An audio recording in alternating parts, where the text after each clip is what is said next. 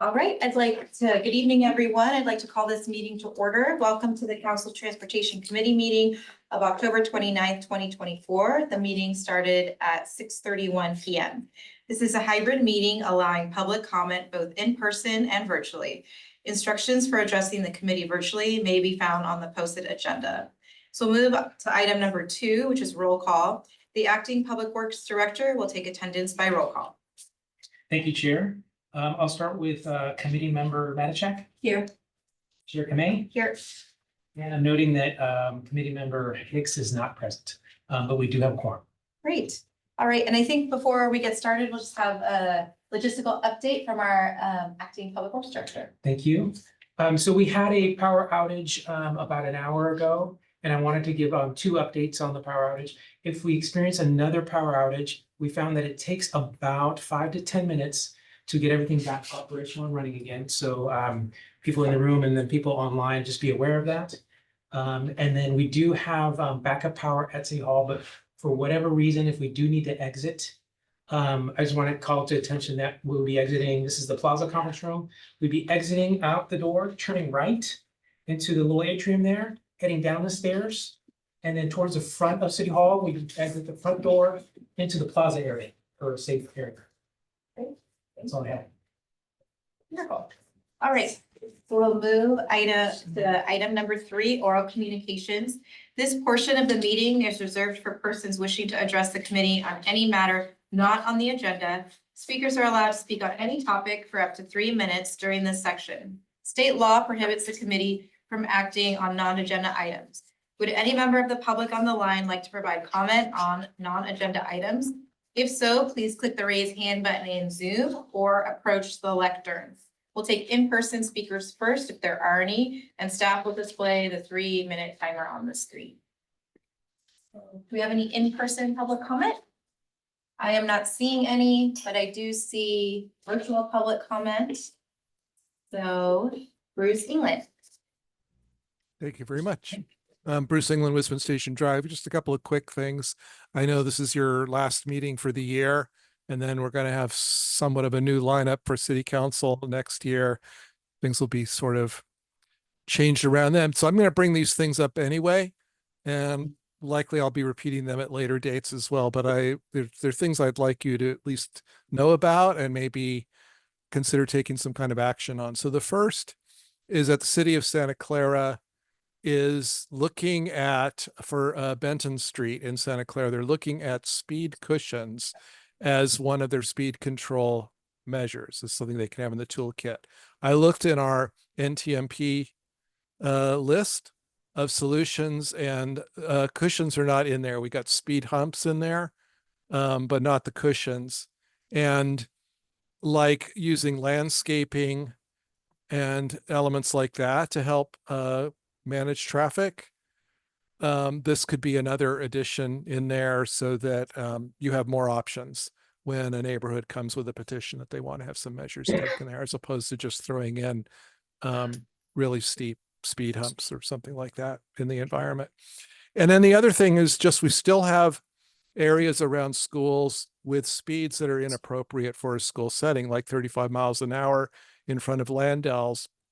And maybe this is going to be corrected ultimately, as there are new rules. I think it's AB 43 that talks about where the city can potentially reset speed limits. But around schools, I believe that it's appropriate to just do that now. In some school settings, it is down pretty low. I think even down as low as 15. But 35 in front of Landell's, as an example, is really inappropriate. It's not just by a school, but there are very narrow bike lanes right next to a lane of traffic I use personally all the time. And I've seen many, many times cars just veer into that lane when they're driving. And then there are parked cars further up past the school that park in the bike lane that's very narrow. And when kids are riding their bikes through there, it's not safe the way that it currently is. These are things that I'd like to have acted on sooner rather than later. And so again, thought I'd bring it up now. Thanks. Great, thank you. I don't see any other virtual commenters, so I will close public comment and bring it back to the agenda. We'll move on to item 4, which is consent. We have 2 items.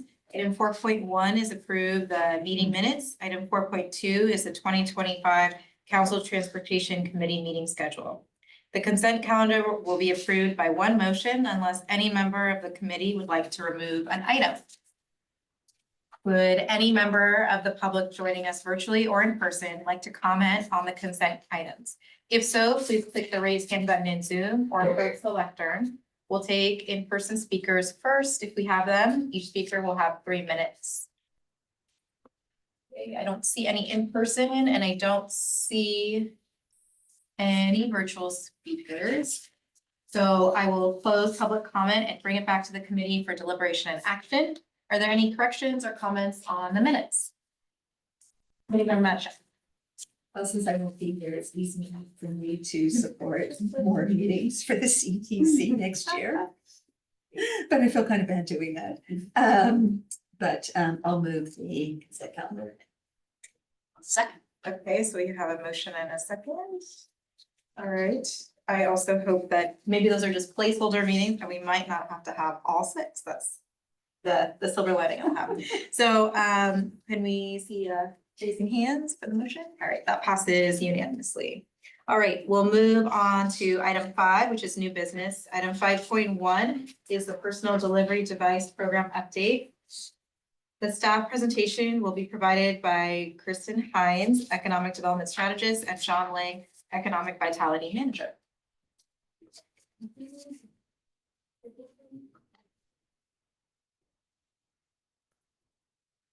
Okay, we're all good.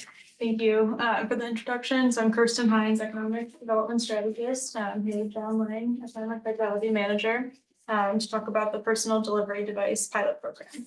So we had talked with Council Transportation Committee back in June, and we got some feedback on proposed pilot. The feedback at that point focused on data, like getting useful information from the PDD companies, putting that information out to the public, operations like yielding to pedestrians, still continuing as a pilot program, having no to very little stopping on curb ramps, looking at speed limits, and then looking at size of the devices and what other cities are doing, and what the standard size is.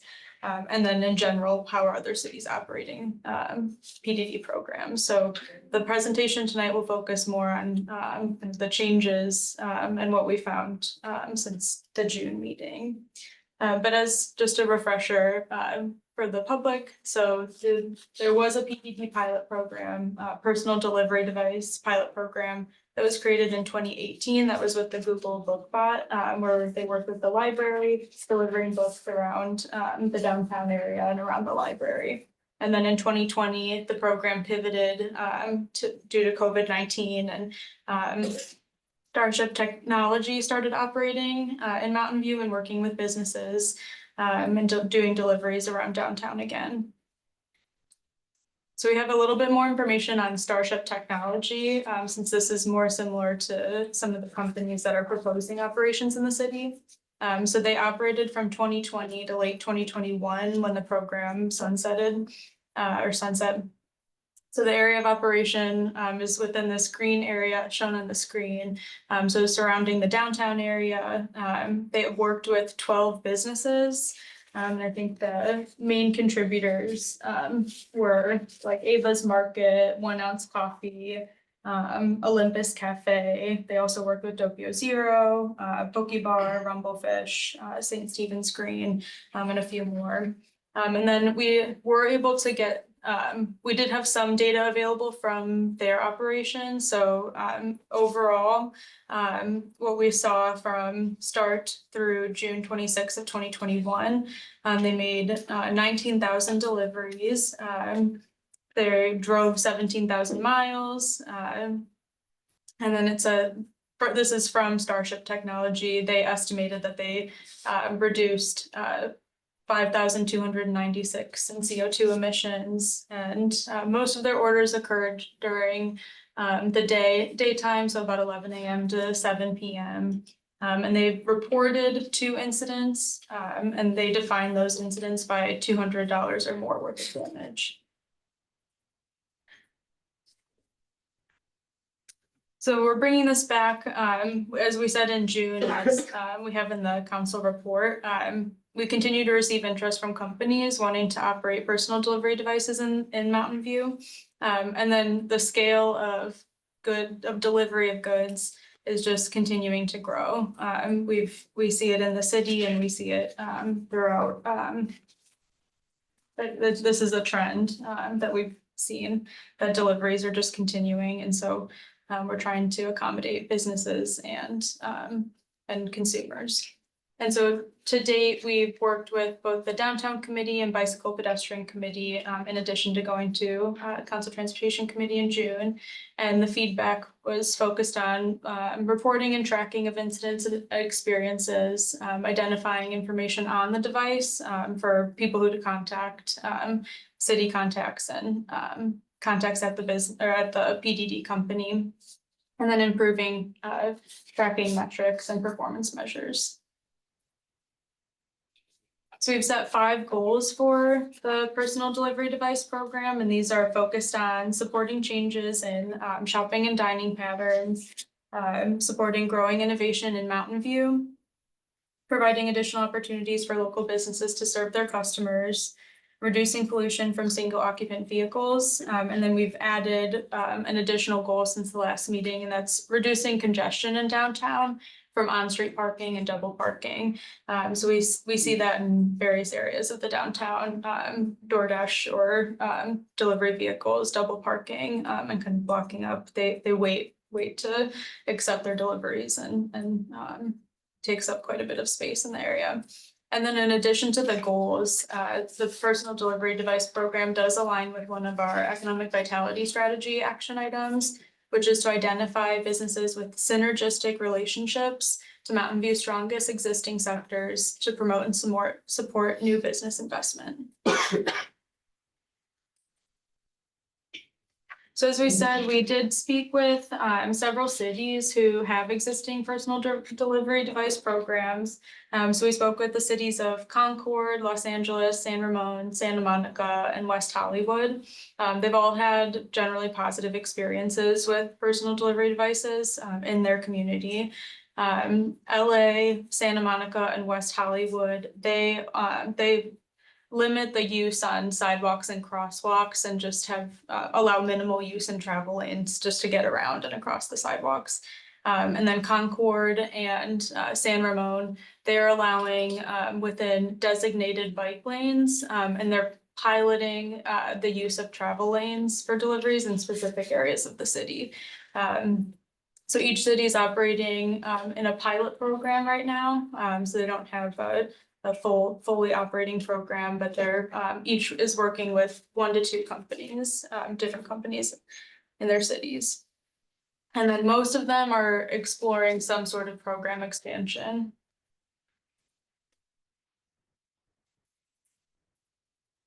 So these are the program augmentations. So they're separated out into a few different categories. On the left-hand side, we have the original program. This is what was originally in our personal delivery device pilot. And then on the right-hand side, these are just changes that either additions or augmentations to the original program. So the left side, these are staying unless it's stipulated in the right side that there's some sort of change to it. So in terms of company requirements, so they're the proposal is to have no more than 3 companies operating at once, and then having them maintain a physical local space, either a warehouse or office space, beyond just the devices operating in the city.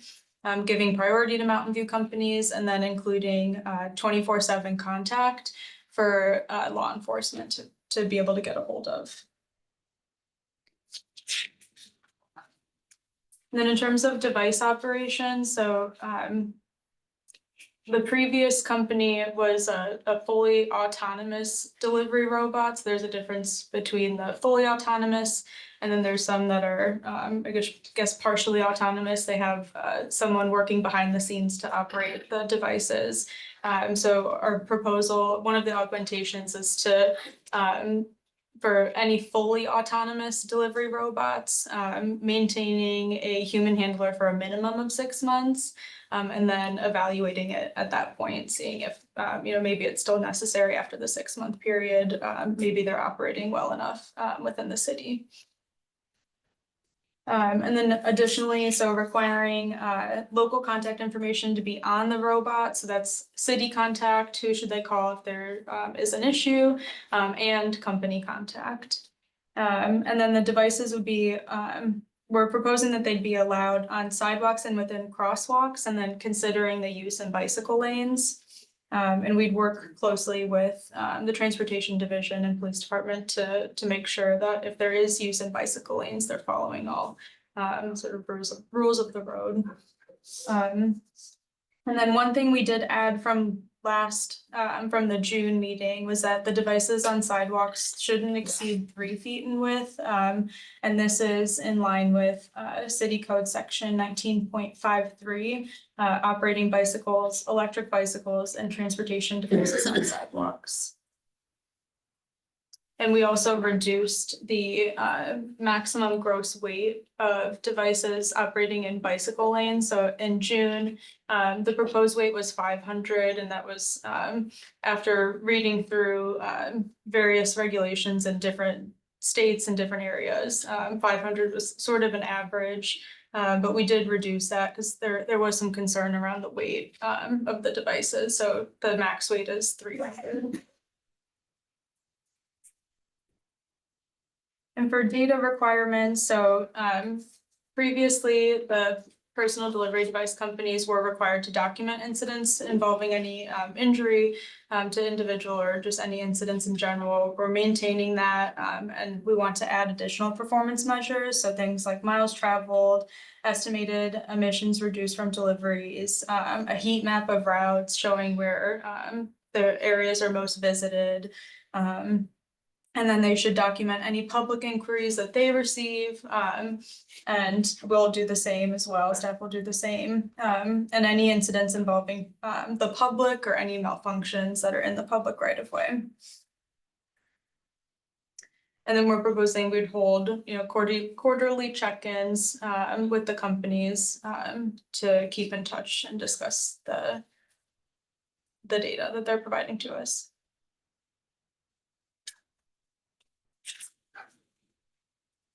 The next category is safety requirements. So the safety requirements are focused on the priority being pedestrians, cyclists, vehicles, animals using the public right of way. The personal delivery devices should yield to any humans, vehicles, any cyclists if they do come upon them, and they should move out of the way as well. And we're proposing a max speed limit of 5 miles per hour on the sidewalk, and I believe it was 15 miles per hour in the bike lanes. But the key is that they really should use due care with under the circumstances and conditions of their environment. So if there are people around, maintaining a pace that's consistent with pedestrians or with a cyclist, it shouldn't be speeding past anyone. And then one thing that we did add is that the company should be identifying the safest corrective actions in any instance of conflict. So of course they should still follow any existing rules that are in place and operating in sidewalks or in bike lanes, but it should be up to the company to identify. And then just a few additional items.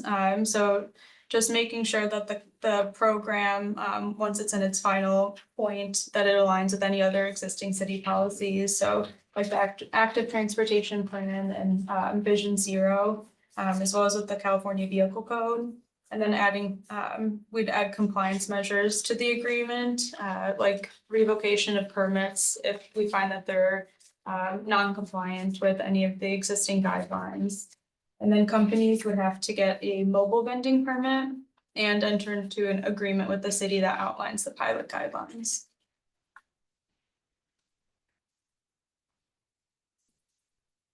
So at this point, the guidelines are really in a simplified version. And so we're proposing our next steps to be based on the Council Transportation Committee's direction to finalize the program, put it into more of a final package, bring it back to the Council Transportation Committee for review and for recommendation to bring back to the City Council. And so with that, we can take any questions. Great.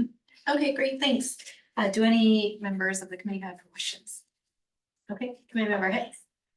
So I do have a bunch of questions again, but I want to preface my questions this time by saying, I'm actually really supportive of personal delivery devices, and this is more to get regulations that, you know, asking questions about the regulations that we may or may not put in place doesn't mean that I'm not supportive. It means that I want good regulations that make a policy that works. So with that in mind, I've met with several companies, local Mountain View companies that I think are operating personal delivery devices, but maybe I don't properly know the definition. So I've met with Bayou and Neuro, and they are doing personal delivery devices that operate on the streets. So sort of like cars, honestly. So are they a part? This seems to be solely focused on sidewalk PDDs and possibly bike lanes. But I don't see the vehicles like Bayou and Neuro in this analysis. Is there a reason, are they not categorized as PDDs, or is there some other reason that they're not included in this pilot program, or they're just not ready? Anyway, you can tell me what's the answer. That's a good question. So I think that the devices that companies like Neuro has made, they're a lot larger than the devices that we're thinking of when we put together the personal delivery device pilot program. And I think that I'm almost positive those devices would have to follow different types of rules. They're proposing to operate in the streets, so I think they would fall more in line with California Vehicle Code. And it's, I would say, a little bit beyond the realm of this program, but John, if you have anything to add. Sure, thank you. John Lang, Economic Vitality Manager.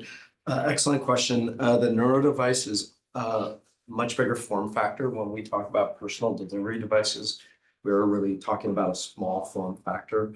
So the Neuro is an operating vehicle. It's effectively an autonomous vehicle is what it is, only designed to do delivery. So that is very much a standout. Bayou actually got started as a personal delivery device, a much smaller form factor.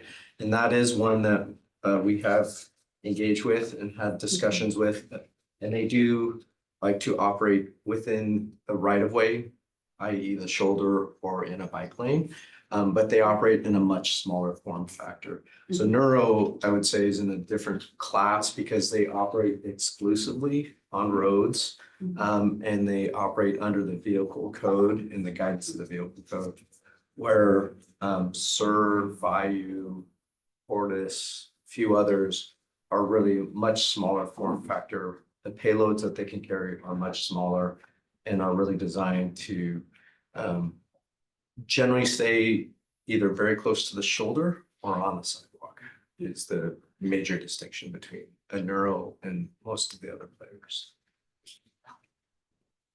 Okay, I always have trouble with the difference between questions and the comments. They kind of segue from one to the other very easily, but I'm probably would prefer to work. I would prefer not to put vehicles on the sidewalks, so I would prefer to work with them. But more questions. What does it mean to yield to pedestrians? Because when we had these same devices earlier, they were I mean, they were going down my sidewalk all the time and they were incapable of yielding, and particularly if you were so I walked in the street when they came, because if I stopped, they stopped and they beeped at me. I had no choice. So, but if I were in a wheelchair, I would not have been able to easily go into the street, and they apparently couldn't back up. So so I don't know between them and a wheelchair what happens with it. There's a standoff. Has something changed? Are they able to maneuver better than they were in the previous pilot program? It appears so, yeah. Some of the other companies that we're talking to, it sounds like they have more, it's a little bit easier for them to move around now, and they've improved the mobility of the devices. And in terms of what yielding means, I think with this proposal, what we want to see is that the device will move out of the way and let someone pass. So whether that's trying to back up and go to a different location, then that's what they should try to do.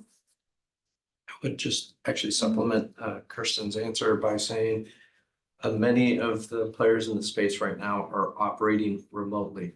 So the one distinction between the pilot that existed in Mountain View for a long time, it was an autonomous vehicle. So it was really just relying on, I think there's an object here, trying to understand what this object's doing and making decisions.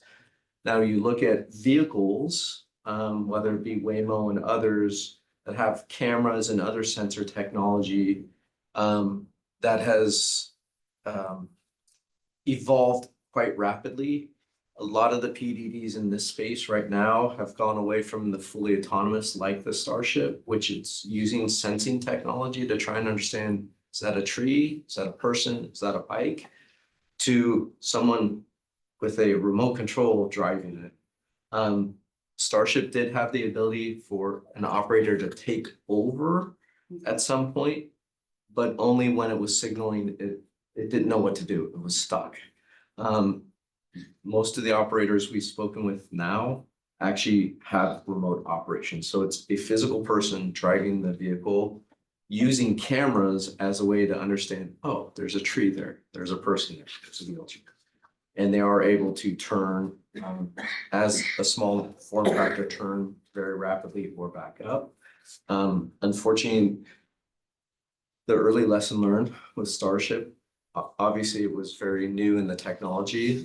It's evolved pretty significantly since that pilot. And most have really gone to all right, we really need to come up with better technology to understand the operations on the sidewalk are very different than a street.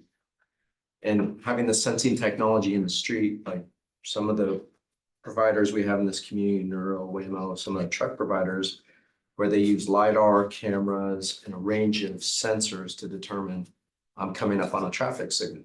I understand the traffic signal is red, where the PDDs weren't equipped as well with that early sensing technology. And so a lot of moved into the robotic operation is the big distinction now. Yeah, I was recently in LA where they had PDDs also on the sidewalk, but they stopped. They couldn't maneuver around you. They would just stop and you could walk around them, but they were 10-foot wide sidewalks, not like the 5-foot wide ones we have in the area you mentioned. Okay, so where are they going to park? Because when they're not in operation, because the photos I've seen online in other cities, they park on wide sidewalks and like 20 of them all on the sidewalk, making a narrow sidewalk even narrower. Do you envision someplace where they'll be parking? You know, I don't know if we included that in the augmentations, but what I would envision is that they have they need to have a physical location through this, and that they should hold the devices at the physical location. Whether it's at an office space or warehouse, they should be kind of put away from the public while they're not in use. So, and just supplementing that, so the types of operators we are currently seeing and talking to, one model of operation is they are actually stored in a warehouse, and product is actually putting in the robot and being distributed out from a warehouse to the end user.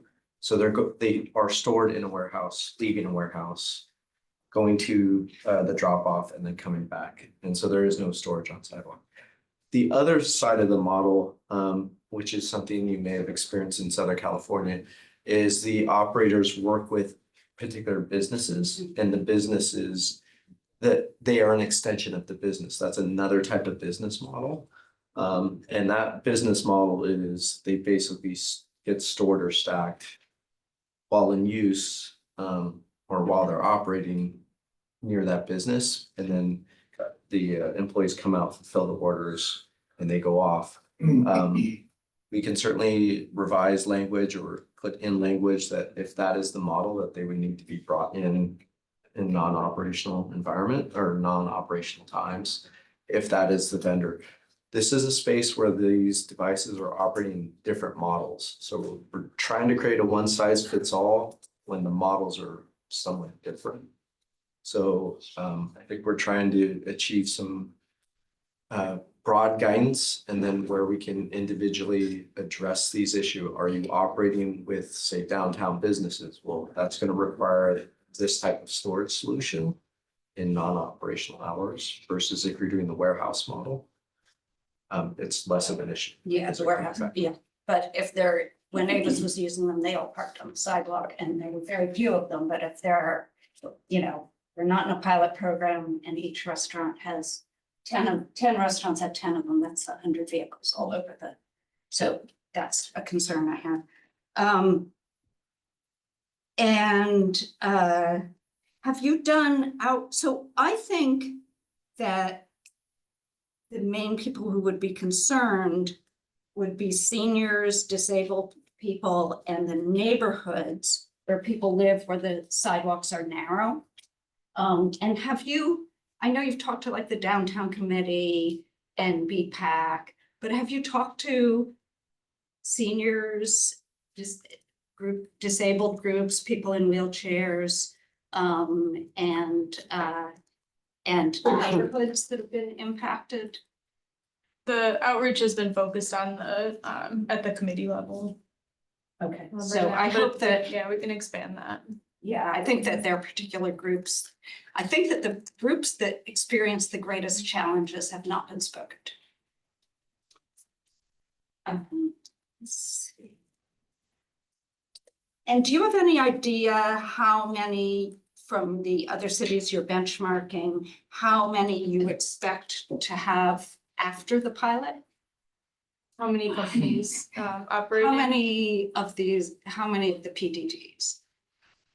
We've heard from 6 companies, and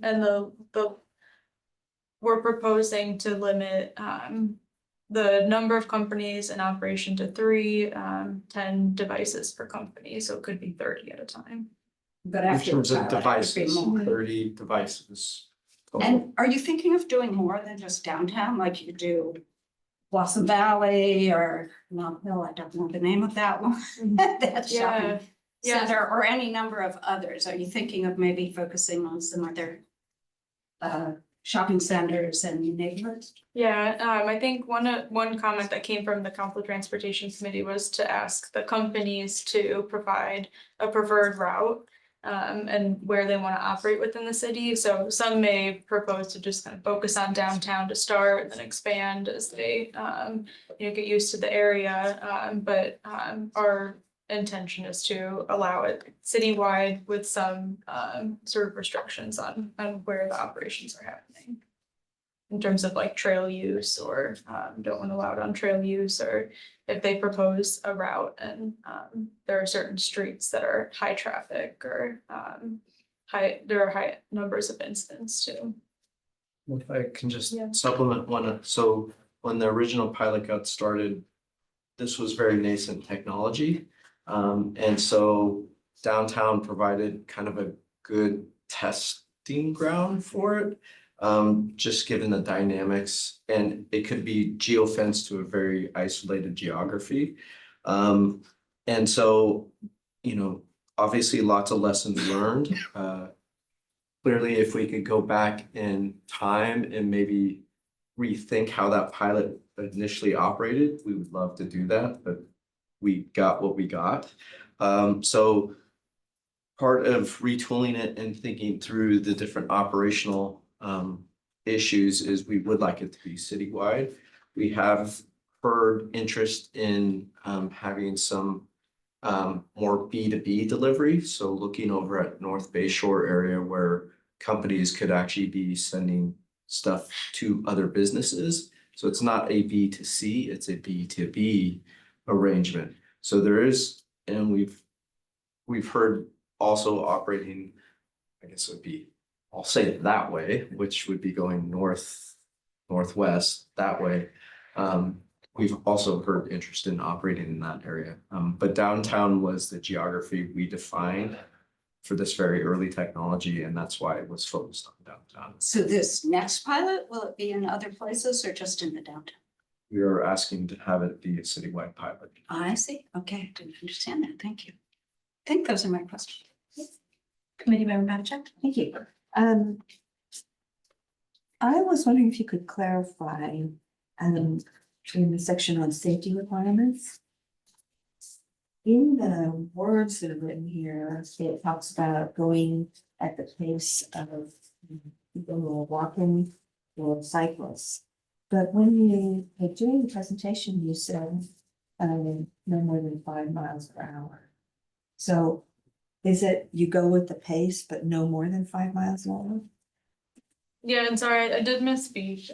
We put not to exceed 2 miles per hour faster than the average walking speed. I think on average, it's about 3 miles per hour walking speed average. And so it would be about 5 miles would be the max. Are we gonna take that in the requirements? We can, yeah. Okay. Let's see.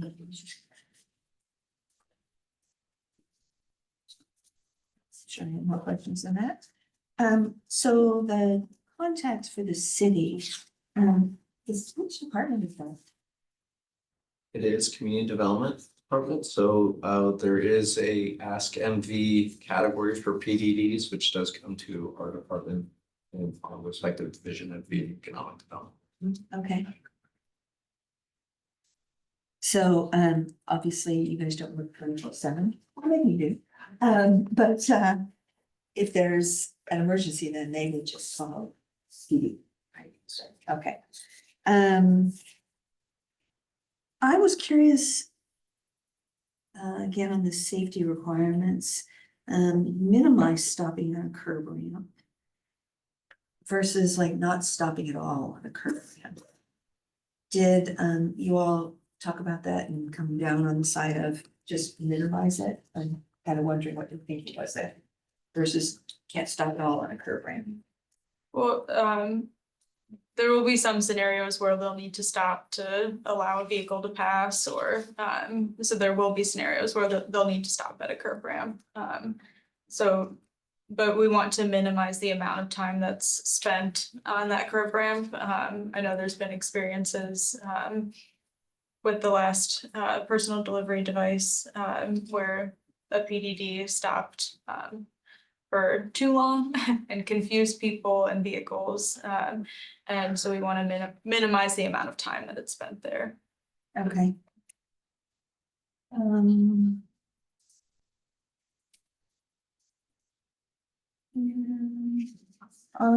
the section on device operations, it says semi-autonomous PDDs may not be required to have a human handler. And I was wondering, the criteria for when they're required to have it and when they're not? That's a good question, and it's not something we've necessarily defined in here, but something we could research further to, or if there's any feedback of what you would want that to look like too. Okay, so this, is it typical, oh, sorry, go ahead. I was just gonna say, just in the terminology, semi-autonomous would be the remote operator. So, and maybe using different language to reflect that, but the intended language of semi-autonomous is the remote operated device versus fully autonomous, which is strictly relying on sensors to guide how it moves, stops, turns. So that is the distinction in the language, but maybe we can be a little more clear on remote operated personal delivery device. And this, once again, as guidelines, if there's some consternation or concern, we can certainly require a PDD, a handler for that. The thinking was that as someone that has the ability to look 360 through cameras and drive it, we probably don't need a remote handler, but that is certainly an option we'd absolutely consider in terms of wanting to make that inclusive of the pilot and say it needs to be required for all devices, minimum 6 months. So it'd be interesting to see their business model for this, but if you have a handler for each PDD, are they managing more than one per person? Or is it one for one? That would be so inefficient. Like, how does this really work? I mean, I know with the previous pilot, they said they had people operating them, but they weren't there, and that's why they pulled. So my question was it one person per I don't each? know, but it wasn't PDD? it wasn't a functional operation. So when we say handler, they would need to have a physical handler. So part of this is do we, so once again, from a program guidelines, I think staff is very sensitive to the comments we've heard from the community and the concerns. I think there were a lot of lessons learned from the last pilot. We certainly want to improve upon that. We recognize there's both a business interest. We recognize certainly people are getting deliveries just based upon the number of delivery drivers that wait for orders, certainly in downtown, but you see it in other locations. So we know there is a demand for delivery. This could help us get vehicles off the road to some degree. But we also want to make sure that there's a level of comfort with this community. And if we need to say we would prefer to have a handler for 3 months, 6 months to really ensure and build trust with the community, then we operationalize that in the guidance. At the end of the day, there's lots of goals of this, but we want to make it safe for everyone. And so if there's sentiment that we should have some aspect of human handler for whatever that period of time is for the semi-autonomous, the guidelines are able to flex, and we want to be able to provide that, and certainly want to be mindful of the community's concerns about it. Okay. I think those are all my questions. Great. I think then we'll move on to public comment. So would any member of the public joining us virtually or in person like to provide comment on this item? If so, please click the raise hand button in Zoom or approach the lectern. We'll take in-person speakers first. Each speaker will have 3 minutes. Is there any in person? All right, I'm not seeing any. So we'll move on to virtual, and we have Bruce. Thank you. Bruce England, Hold Wisman on. Station Drive. Oh, here we go. The timer's ready. Go ahead, Bruce. Okay, see, I should have started talking to get some extra time, but that's okay. Okay, I do have several comments. Let me see, I gotta bring this up. Hold on. Okay. In somewhat random order, but partly it's page by page, and I'll go as quickly as I can. So I do support the PDD program in some form, primarily in the interest of those unable to get what they need due to mobility limitations. So that doesn't mean pizza for the big game. And to support our local small businesses, but I do have concerns. I would like this general program to include non-PDD solutions. This was brought up a few minutes ago and John responded to it. Even if this project has a focus on PDD robots. To focus solely on PDD robots means missing the bigger picture, in my view. More on this idea in a moment. There's a line in here about consulting with the Active Transportation Committee on best routes. I'm not sure, that came from you all at your last meeting, I think. But I'm not sure that's the best means to get at the best routes. Why not ask the goods vendors where they tend to deliver to within the city, at least as a starting point, and then, go to the committees from there. But you need data to work with. There's a line in here about incidents being defined. I think this was brought up already, but incidents defined by $200 or more of damages reported by Starship. I'm not sure where that was determined, and complaints and near misses really ought to be included in here. You only have a couple of data points, and that's really not a lot to work with. I think that could be enriched, and not take it just from Starship or any of the other vendors. In table 2, you've got the cumulative data from Starship, but you don't give the staff report doesn't give the formulas used for the calculations. So since it came not from the city, but came from a vendor, I think it's reasonable to want to know what the formulas were used for the calculations, what was included and what wasn't. This is an important point for me. Greater consideration for e-bike delivery. It's in the report, but I really strongly feel like this should be emphasized. It takes care of the problem of putting these robots on the sidewalks, and it keeps robots out of the bike lanes because it's a person riding a bike, and it keeps delivery off of the roads. And by the way, the issue with car-based delivery as we have it today is that people are looking at their phones and the addresses on the street, and they're not paying attention to what's on the street. It's a really awful way for us to have our delivery, home delivery options. So I'd sure like that to be de-emphasized as soon as possible. I think the Day Worker Center would be interested in talking about this with the city as helping, with labor. But then there are questions about how is it funded, who buys the equipment, who manages the program, and who covers the liability, because the Day Worker Center probably would not want to be left holding that. I'm not sure how I'm doing on time, but tell me if I'm about to run out, because I'm not watching. You have 5 seconds. Okay, I'll stop there, and maybe I'll forward the rest by email. Thank you. Thank you.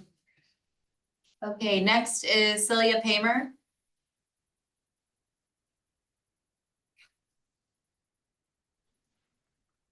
Hello, can Hello. you hear me? Yes. Okay.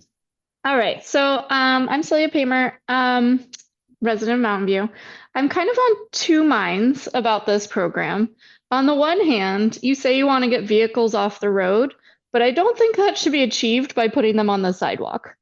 Pedestrians and cyclists should not be pushed into traffic at the sidewalk pinch points that we know exist on any of the roads with the no parking over 7 feet tall signs. On the other hand, though, I'm really excited that this program may require actual upgrading and maintenance of the sidewalks for them to be wide enough and actually be level. Also, when cars are parked in the bike lane, will these vehicles move into the traffic lane or will they stop and wait? In which case, I'm sure we'll get more enforcement of getting vehicles out of the bike lane when they're not supposed to be parked there. So in one sense, I don't love this because I think we have less than a third of our city streets are dedicated to alternative transportation modes, and taking even more of that away seems against a lot of our stated goals by our city. But on the other hand, I would really like an ally in really promoting better pedestrian and bike infrastructure. So I guess I'll leave that up to you. Thank you. Thank you.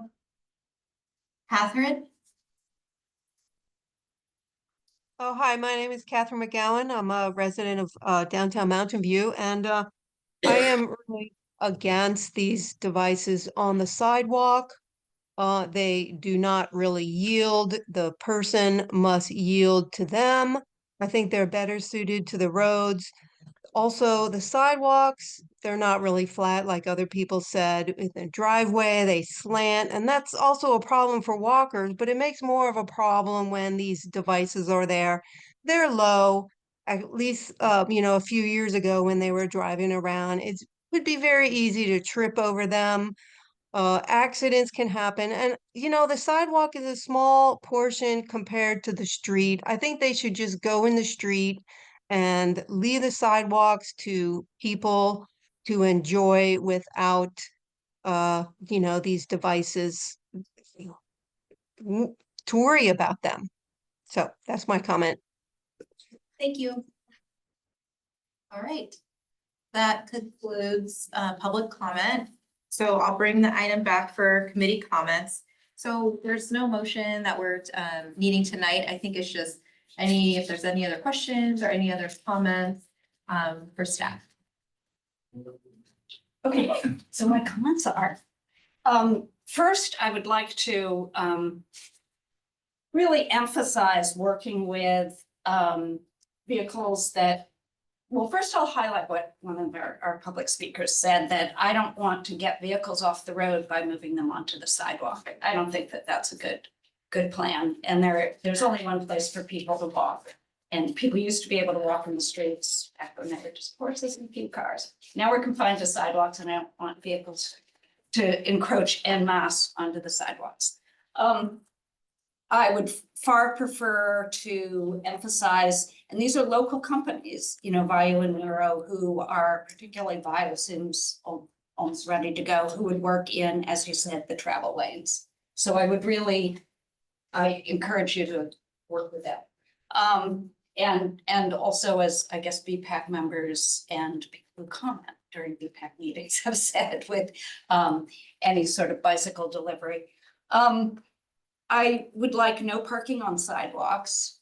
With the past pilot program, there was parking all over the sidewalks on Castro Street. And if there are even more, you know, and if they're operating in Blossom Hill or whatever other shopping centers, thus even further narrowing the sidewalks, I don't want that to happen. I'd like data collection from the city, because I know, because they were operating around where I live, a lot of my neighbors called in with problems. But the only two problems we have here are from Starship. So I think there was a list of city problems that you know, somehow that data has been lost. In DC, the speed limit is 3 miles per hour, and in San Francisco, it's 4 miles per hour. I don't like this idea that they'll go several miles per hour faster than people are walking. I would like to pick a slower speed limit. Just like I wouldn't like to be driving on a street where it's 30 miles per hour, but the autonomous vehicles can go 40 miles per hour. That doesn't make sense.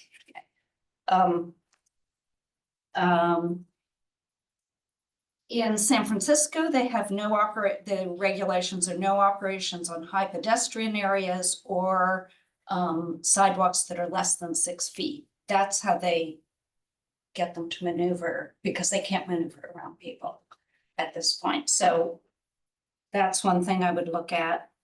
And I would like outreach to neighborhood groups, seniors and disabled people, to see how they feel with these vehicles on their probably narrow neighborhood sidewalks.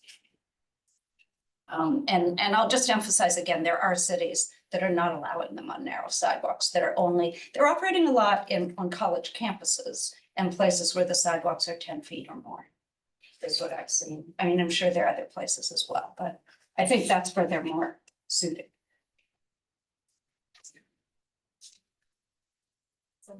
That's my okay. Committee Member Matchak. Thank you. So I agree with Councilmember Hicks about the outreach to additional groups. Because I'm not sure I would know all the challenges that others might face.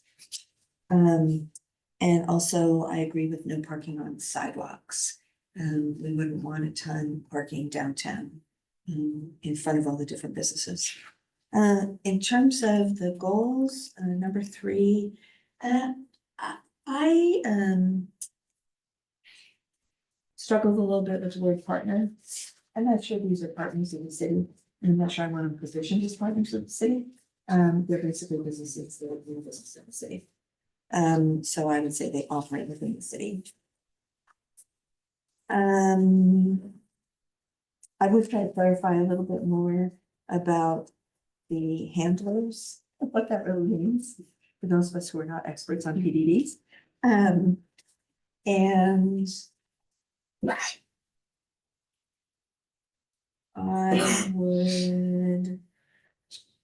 I would add in the data requirements, where they need to document all private vehicles, incidents and complaints. I would make it very clear that, and that needs to be shared with the city. I think we've had challenges with that in the past, not with PDDs, but with other types of businesses. I would also clarify that they, when they're on the sidewalks, they go at the pace of pedestrians. And the max would be 5 miles per hour. But it's up to a max of 5 miles per hour, but generally be pace.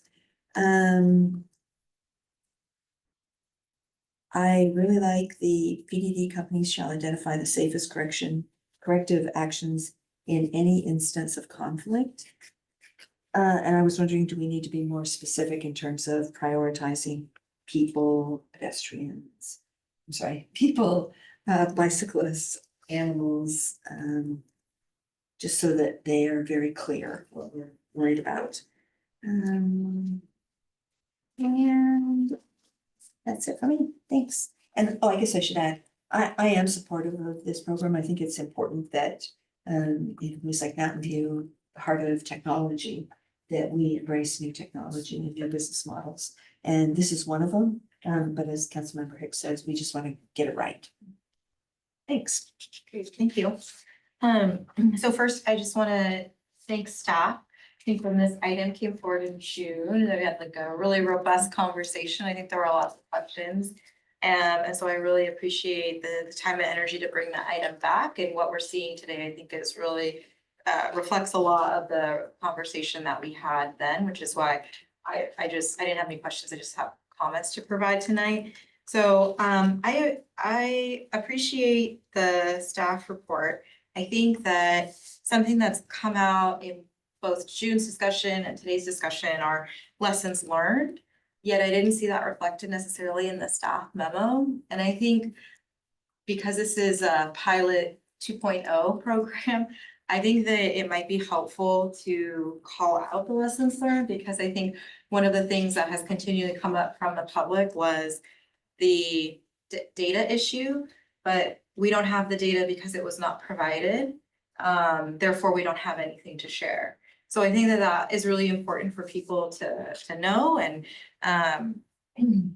I think that the tables are helpful, but this is kind of all we were given, and that's why we're looking to do the pilot again. So I think being able to give a little bit more background on that will help, I think, for just clarity. And we're talking about where it's retooling. And what I really like about what we saw tonight is much more, I think, meat to the program, much more revisions. And I think I've heard from committee members like further tweaks to bring that transparency. So that's what I'm looking forward to. I do agree that there's the missing piece in terms of the feedback and the community input, but I know that that will happen before it comes back to the entire council. And I think all along the way. So I think being able to have a robust answer for non-business hours, incidents, as well as weekends, for the public to know what they should or shouldn't do would be helpful, right? If something happens on Friday and they're just supposed to put it in Ask Mountain View or wait till Monday, I think we need to be able to be a little bit more thoughtful in how we might address that. And then the other is, I know we gave feedback on trying to take the active transportation plan into account. One of the other things is obviously the safe routes to school as we're prioritizing our Vision Zero. What I really like as well is we're gonna see maybe some mapping and some understanding of where people will operate. And I want us to be, one of the things I noted was just the proactive city communication as the pilot is adopted and goes forward, people to know the area, maybe see these maps, I think would also be helpful. Great. Do committee members have anything else? All right, great. Thank you very much. Well, just working with, I just want to make sure you work with Value and Neuro and see if they can, provide a lot of what the sidewalk robots would provide without taking over the sidewalks. Well, and I didn't comment on that because I wonder too, we were talking about AVs and having regulations for them, and so I feel like they fall into that, our autonomous here. So the, I think the value may be a little different. I so know. bio would definitely fit within this sphere. Yeah. Neuro is Yeah, they're really in a different. different Okay. class, but Yeah. the bio conversation. Yeah, to me, they sound like they may be, we're not talking about them a lot, but they have the potential to provide a lot of these services without taking up the sidewalks. Thank you for the feedback.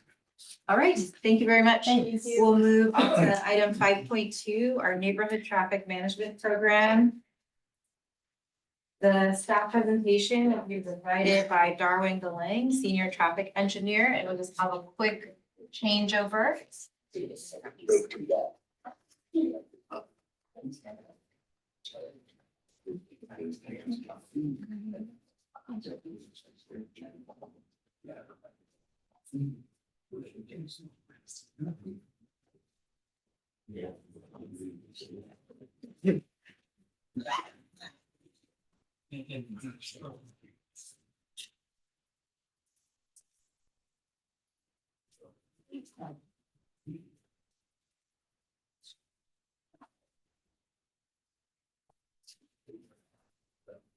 We'll just start with the staff presentation whenever you're ready.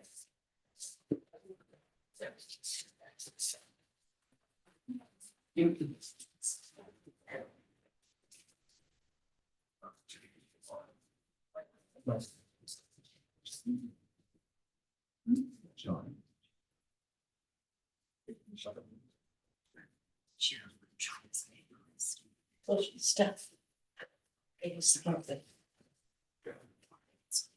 It's different stuff. Yeah.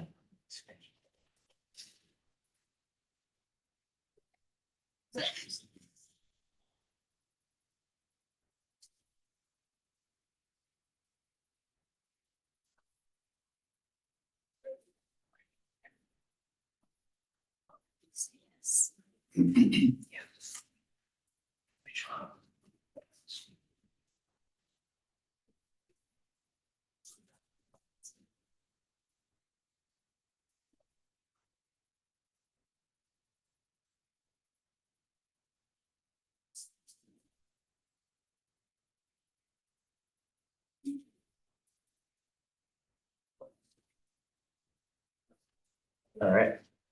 Good evening, council members. My name is Darwin Galang, Senior Traffic Engineer for Public Works. I'm here with Lorenzo Lopez, the City Traffic Engineer.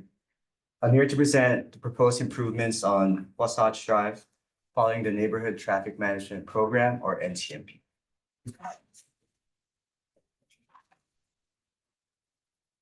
In this presentation, I'll start with a brief outline of the NTMP process and then dive into background and concerns on Wasatch Drive. Then I'll talk about analysis and outreach staff completed in the process, which will then lead us to the proposed evaluation, the next steps, and the recommendation. Here's a quick overview of the NTMP process. It starts when staff receives an inquiry or petition from residents about speeding or cut-through concerns, which are then verified through traffic counts or traffic study. If verified, a neighborhood meeting is held to discuss possible solutions. These solutions are then sent to the neighborhood via postcard surveys. If supermajority of the neighborhood support the solutions, the devices go through approval, installation, and evaluation. Tonight, we will talk about Wasatch Drive, highlighted in yellow. It is an L-shaped residential street, and it's about 1,400 feet north of the Mountain View High School, which is highlighted in green below. It has a posted speed limit of 25 miles per hour, and it connects to two collector streets, Levens Avenue on the north and Derrick's Drive to the east. Next.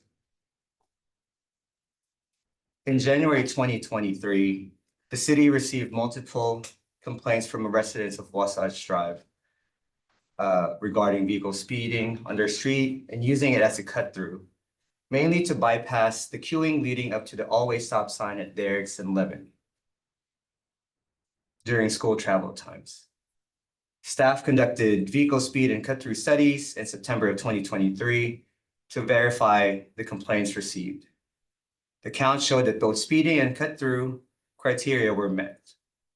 Therefore, Wasatch Drive qualifies for the NTMP.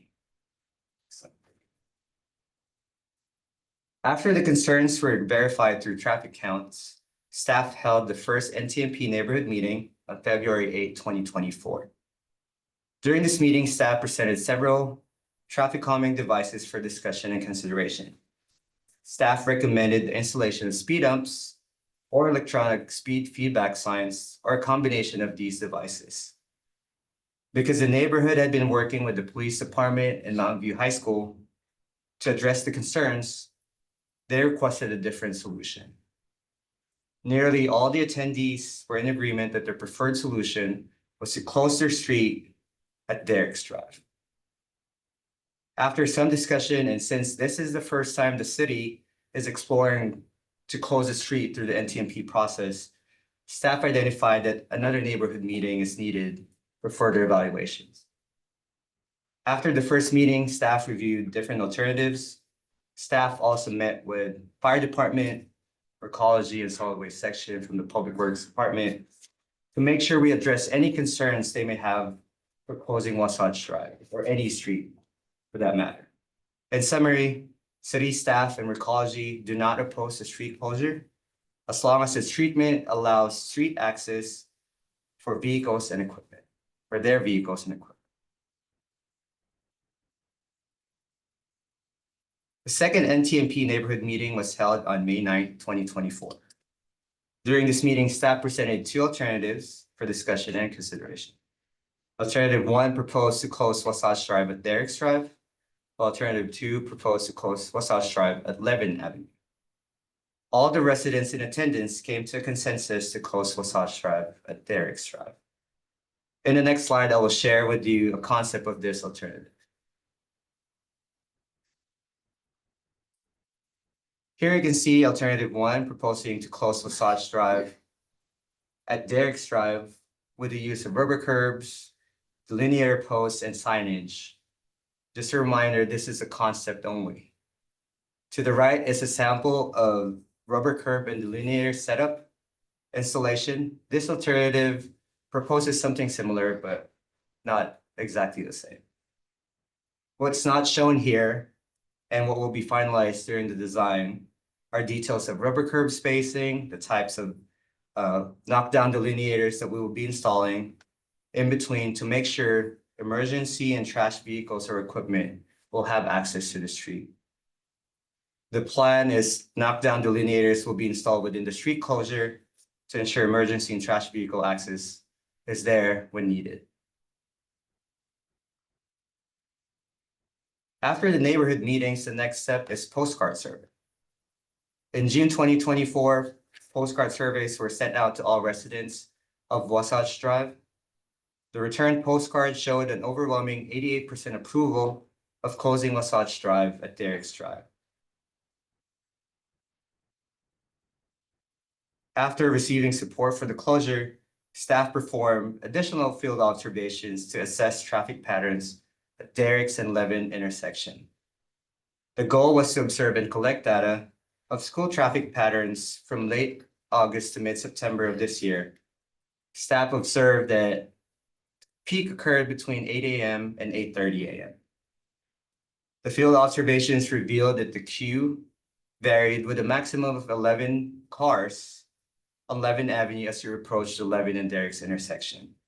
And this queue happened only once or twice and consistently cleared within 90 seconds. During this time frame, the typical queue was between 2 and 6 vehicles. If existing 32 cars were applied to the Levin Derrick's intersection, these 32 cars turning right from Wasatch currently, and with current maximum observed queue of 11 vehicles clearing within 90 seconds, staff anticipates a minor added delay of about 20 seconds at the intersection. Recognizing that the closure could add minor queuing at the Derrick's Levin intersection, staff conducted additional outreach to the residents fronting and near the intersection where existing queuing is taking place. As part of the neighborhood outreach, letters were sent on September 6th of this year to 25 residents along Levin Avenue and Derrick's Drive. 8 email responses were received. Staff contacted all 8 residents and was able to speak to 7 of the 8 residents to get a better understanding of their concerns. A summary of the feedback received included the following: frustration over queuing at the Derrick's Levin intersection and confusion about why traffic was being diverted from Wasatch to their streets.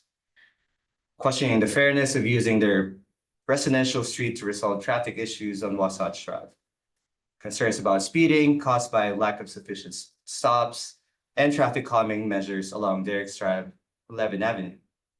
We also have concerns with non-compliance of existing stops, and 2 residents requested traffic calming measures along Levin and Derrick's. In response to the feedback received, staff is recommending the following measures to address these residents' concerns. In the short term, staff will initiate increased police enforcement and educational outreach by Mountain View High School staff to students and parents to reduce speeding and improve stop sign compliance. Staff will also conduct stop warrants at various intersections for possible conversions to always stop controlled intersections. Stop sign warrant is a condition that an intersection must meet to justify installing a stop sign. Additionally, staff will also initiate NTMP process on Levin Avenue and Derrick's Drive without a petition consistent with the NTMP guidelines due to the diversion of traffic from Wasatch Drive. This process will include neighborhood feedback and support, and which may include installation of speed bumps or other traffic calming devices to address speeding concerns.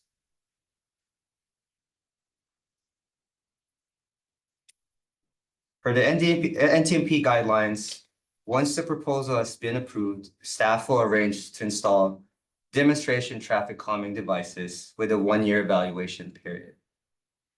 Since a feasible alternative at this location has been developed and postcard survey was successful, a trial demonstration for the closure of Wasatch Drive is recommended with the use of temporary devices like rubber curbs and flexible delineators.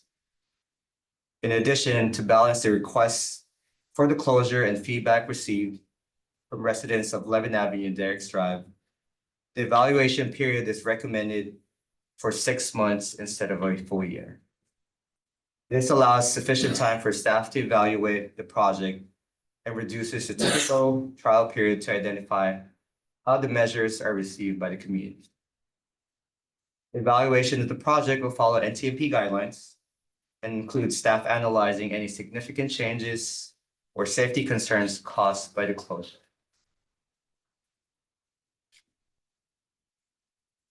As for the next steps, if staff recommendations are supported by the CTC, staff will request City Council approval in December of this year. If the proposed improvements are approved, staff will finalize design details based on conditions in the field, install improvements by February 2025, and evaluate the impacts during the 6-month demonstration period. And now to wrap things up, we have staff recommendation. Staff recommends the CTC forward a recommendation to the City Council to approve the closure of Wasatch Drive at Derrick's Drive with a 6-month evaluation period starting from the date of installation. And that concludes my presentation. Thank you. Great, thank you. Do any members of the committee have questions? Not have questions. I'd like to hear from the community. Okay, Committee Member Matchett. Did we look at any other solutions besides the ones that are in the empty toolbox and closing the street, like, no right turn onto the street during certain hours or anything like that? Thank you for the question. Yes, we did look at the options to restrict certain movements, because that is also part of the NTMP toolbox. Okay. Signage is also part of the NTMP toolbox, and we've actually done that for other several streets too. And that is also not something that the community recommended as a solution that they prefer. Where else have we done that? We recommended that for Sladkey has it on Mirage. I'm sorry, Lorenzo Lopez, city traffic engineer. Sladkey has restrictions onto Sladkey during certain hours. Off the top of my head, that's the only one that comes to mind, but we have done it. And the idea of enforcement of it is a concern. We could put the signs up, but police has to be there to actually enforce it. And as we know, police can't be everywhere all the time, so that's why that wasn't moved forward as an option. Did we look at anything else? Any other options? For- Did staff consider any other options, even if they weren't supported by the neighborhood? For this specific street, yes, we did look at speed humps. We did look at speed feedback signs, and those were the initial recommendation by staff to the residents. As you know, we have a toolbox of traffic calming devices. And based on that toolbox, we look at what, applies to a certain street. Typically, for example, we have trees as part of the toolbox, but then when you already have a built street, it's really hard to install new trees and, evaluate that as a demonstration. So typically we use that for, newer streets. So we did look at the toolbox and we asked staff recommendation. We ended up with speed humps and speed feedback sign initially when we met with the neighborhood. Okay. Okay, thanks. I just have a kind of a question building off of that. So I understand that we have a toolbox of different items, but is there like a tiered process? So, for example, in my neighborhood, we're doing speed humps first. So is it speed humps? If that doesn't deter the behavior, then would you go into something like a street closure? I'm just trying to or is it just, these are all the different options and people submit the feedback? I think that would be a helpful understanding for the committee. So we do have in the guidelines, if you install a certain treatment and when we come back and we do a reevaluation and it's not working, then we can look at additional measures to help bring those speeds down. But in this case, we had proposed, we looked at everything in the toolbox and said, really, what we suggested are speed humps and or the electronic signs to bring the speeds down. And when we went to meet with the committee in the first meeting, that initially that's what they had proposed to us, but then upon further discussion, they decided we would like you to explore a street closure. And that's how we ended up where we are. So we had recommended speed humps, but they said we would like to not only reduce the speeds, but reduce the cut through traffic that's on our street and reroute everybody to the collector streets, Levin and Yerix. So that is how we ended up, like Darwin had mentioned, we hadn't really explored a street closure in the past. It changes the circulation, and this happens to be one that is a very minor circulation change to the neighborhood. So we agreed to pursue it. Right. So, but my question is, before we go to the closure, do we explore anything before we go to closure? Because in my recollection, we've not done a street closure like this before. And I think staff mentioned, we've never closed a street before in the city. That's correct. Okay, so going back to my initial question, is it a tiered process where we try certain treatments first? And then if that doesn't deter, then we do the street closure? Because I feel that listening to staff, knowing that we've never done this before, just trying to understand when we pull certain triggers. Sure. Or levers. Sure, so let me try to re-answer that. Okay. We don't have a tiered Okay. program. We base our devices that we install on the neighborhood feedback. Really, we get their feedback and then we try to implement it. And we try to recommend speed humps as I guess an earlier tier, but they said, we would like to just eliminate the additional traffic on our street entirely and go straight to a street closure. So we don't have a tiered process like you're asking. Is that something staff would be able to look into, or would that require council direction?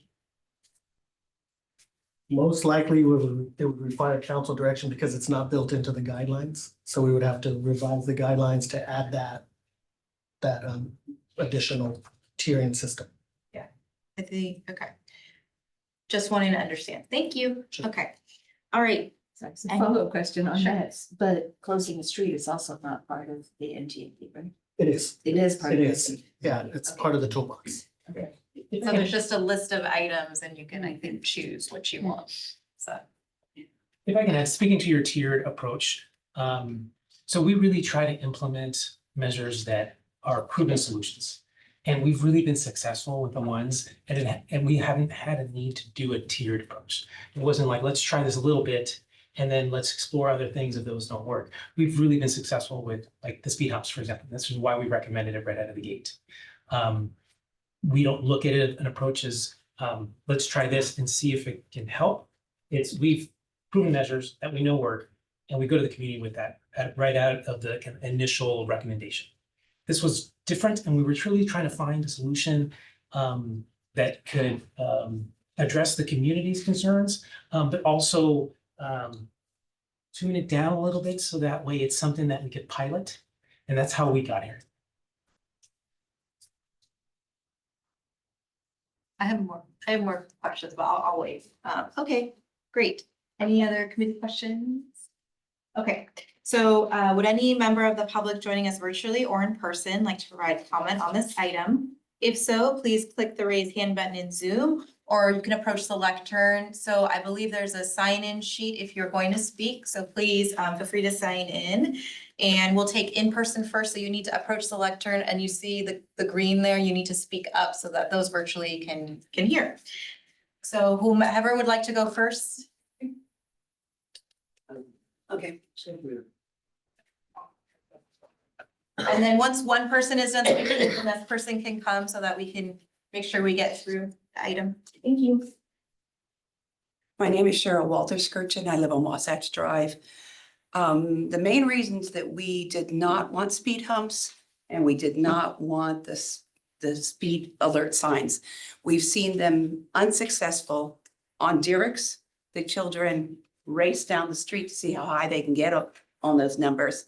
Or sometimes they want to figure out if they can get their age or whatever. So they use those as a game. We've also had kids flying down Sleeper and Eunice, flying over the speed bumps. I know adults that also fly over the speed bumps, completely ignore them. We also have another problem. It isn't just a matter of speed. We have enough traffic that the cars are backing up down the east side of Wasatch, coming around down the north-south side. So people cannot get out of their driveways. People come flying around the corner, and then they come to a stop. And every year, that line gets longer and longer and longer. This is why we wanted a street closure. Thank you. Next person, please.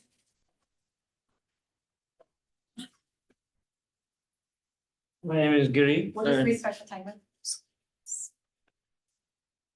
My name is Giri and I'm a Wasatch resident. I have come close to 5 accidents in the last few years. I'm a heart patient myself. When I pull my car, I am really nervous in the afternoon. I need to go pick up my daughter. And I take my camera, look around for the cars, look at other people, and barely make it under the street in the afternoon. It's really a nightmare. One of my good friend is on the council in Mountain View High School. We try to influence, go to Mountain View High School, plead with them. Nobody listens. And as she was saying earlier, on Sleeper and other streets, 5 or 6 speed bumps, I've seen cars flying through.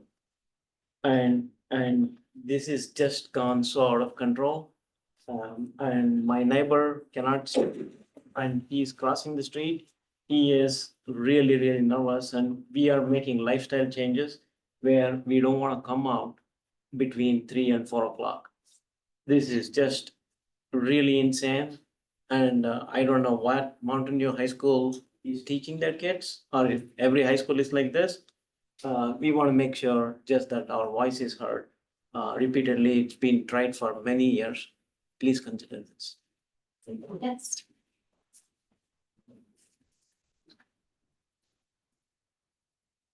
Hey, I'm Inche. I'm a resident in Wasatch Drive.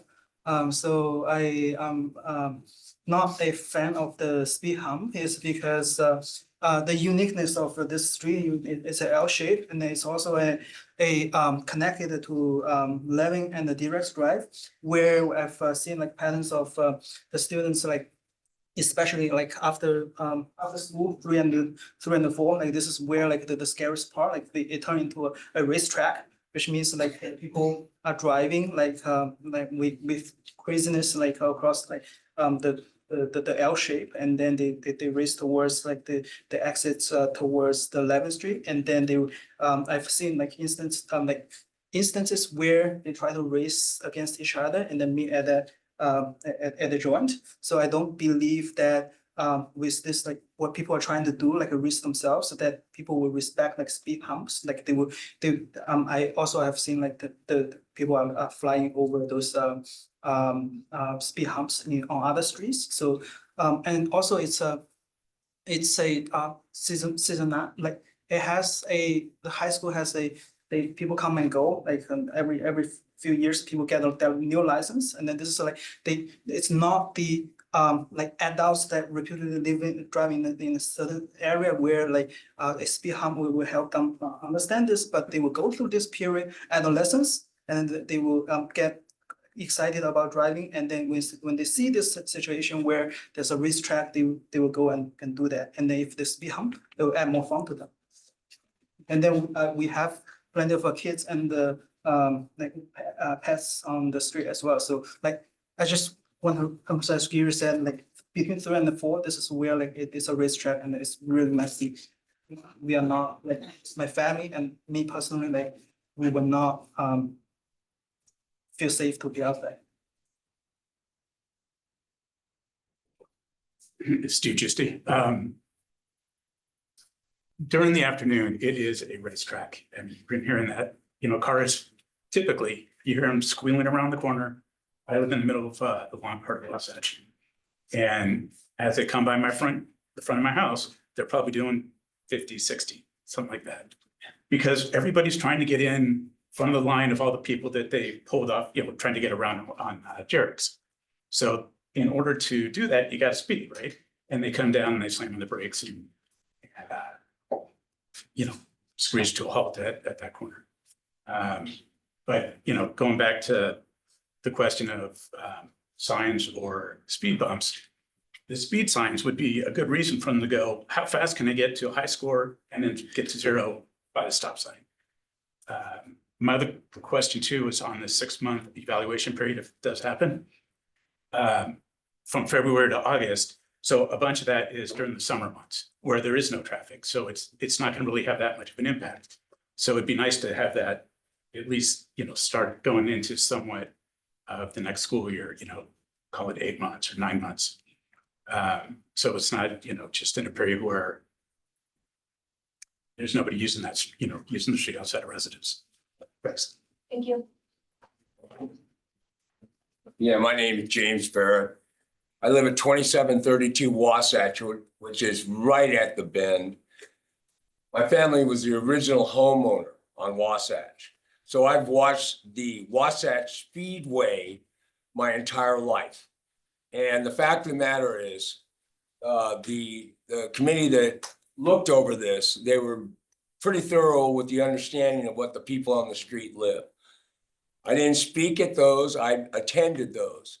But everybody that's talked about the Speedway is only one part of it. We've seen children almost hit in my lifetime. We've seen cars nicked in the lifetime. Now the cars have gotten faster, more efficient, and when they come around, they used to be more like hot rod cars when I first lived there.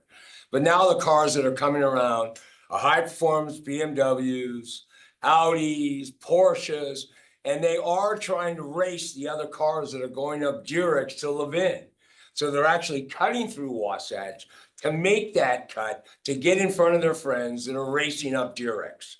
So the idea that somehow a speed bump may stop them is great at some level, but in reality is the speed bumps on Sleeper and Eunice don't slow down the high schoolers. Speed bumps that slow down cars would be too high for normal suspension overall. Now, we've had animals almost hit. We've had children almost hit. Everyone that's spoken here has lived long enough to watch this happen. But I've been at the crux. I've seen the cars. And if you look at the history of Mountain View traffic enforcement, you will find that there have been times when officers were posted on motorcycles on Wasatch on one side of the turn or the other, trying to catch speeders.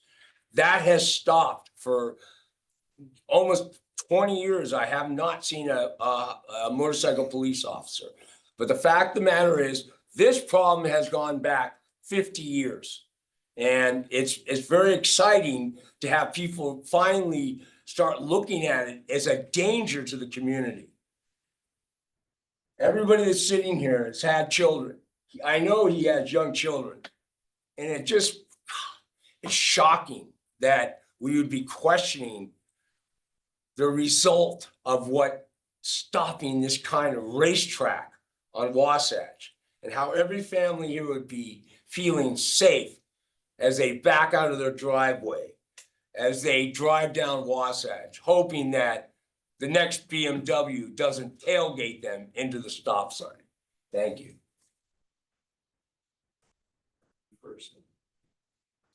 Next, please. All right.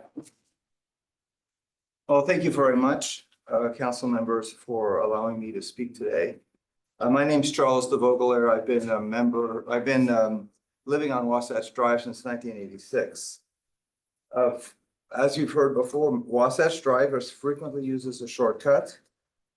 Although we've got stop signs at Durex and Levin, there are no stop signs for entering Wasatch. And the wide curve at the end really encourages drivers to speed through. Over the year, I have seen that there have been at least 4 cars totaled, destroyed by dangerous drivers on this very short streak. We were like wondering if there's any other street in Mountain View that's had like 4 cars totaled on a very, very short streak. We've worked with Mountain View Police Department, as people have mentioned, and effectively there's been no change. We've worked with past high school administrations with effectively no change. We've worked with the city, and the city has installed an extra stop sign, and they put in 15-mile-per-hour warning signs. Effectively no change. So what does change every year is what you mentioned, is that we get a new crop of inexperienced teenage drivers going to and from the high school. So why do we close Wasatch Drive? Well, Wasatch Drive was never really meant to be a through street. I talked with Katrina, who's one of our original residents there. It was closed off. It was not a through street. We have significant safety concerns. This is a short local street, and it's seen multiple accidents with cars being totaled because of dangerous driving. Previous traffic calming measures have not worked. Wasatch Drive poses an attractive nuisance like an unfenced swimming pool. People are drawn to the open access and it's unsafe. Ultimately, we're looking at an inevitable tragedy unless some action is taken. For the sake of pedestrians, cyclists, and everyone who calls this neighborhood home, closing Wasatch Drive is the only possible thing to do. Thank you for your consideration. Well, I guess I'll go. I can't speak at the lectern, It's okay. but I'll go here. I gotta speak up. Yes, the speaker's right above you. All right, yeah, Harold Schapelhoman, My wife and I are the owners of 2725 Wasatch. It's the inside corner. I'm not going to give you the same perspective as everybody else. It was my in-laws that were referred to that lived there originally. The street was built. The street was supposed to be a cul-de-sac. And they refer to that often, and then they made the street go all the way through. You know, let me give you a different perspective on Levin and Derrick's. If I lived on those streets, I could understand the concern those people have for additional traffic. But those streets are meant to have that traffic. The street was never meant to have the traffic that it has. If I lived on both Derrick's or Levin and I'm in a wheelchair trying to do landscaping or maintenance, blowing leaves in the street, I wouldn't be out there because it's a thoroughfare. Wasatch is not a thoroughfare. And I know you talked about speed bumps. I spent 40 years in public safety, so I'm very familiar with what speed bumps are intended to do. I was in the fire department, so, you know, we would eventually get the cutouts, but those don't always work, I think, the way people intend them to. A lot of these traffic devices actually can create a hazard based upon drivers that don't know how to navigate and can crash and have other problems associated with that. If I sit out on Wasatch on a weekend and I'm trying to blow leaves or whatever, I feel comfortable going in the street. If I do that on a weekday, I'm taking my life in my hands, especially when you have these kids in school. That's the biggest problem. I grew up in Mountain View, Los Altos in the area, and I can tell you that, you know, when Mountain View closed and all the kids went to AWOL, and AWOL was changed to Mountain View, you basically doubled, if not tripled, the school. There's 3 campuses there. The parking area now lines up directly with a street that goes right into the neighborhoods there. So those kids are going to take the path of least resistance, which is coming into that area. Ideally, if you took the bridge out over the creek, everybody would be better off, but I'm not here to propose that. The reason for the closure is because it is a short, smaller street. So even if you were to say, let's put speed bumps in, I think if you looked against the other streets that maybe where that would be considered, it's really too short for that with a corner and then 2 stop signs on either end. So I would suggest the closure, even as a temporary measure, just because it is a quiet neighborhood street, never intended for this level of traffic and certainly not to be used as a cut through. So thank you.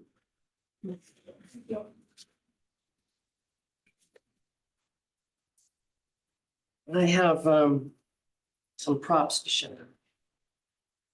Those are only a couple of examples for your information.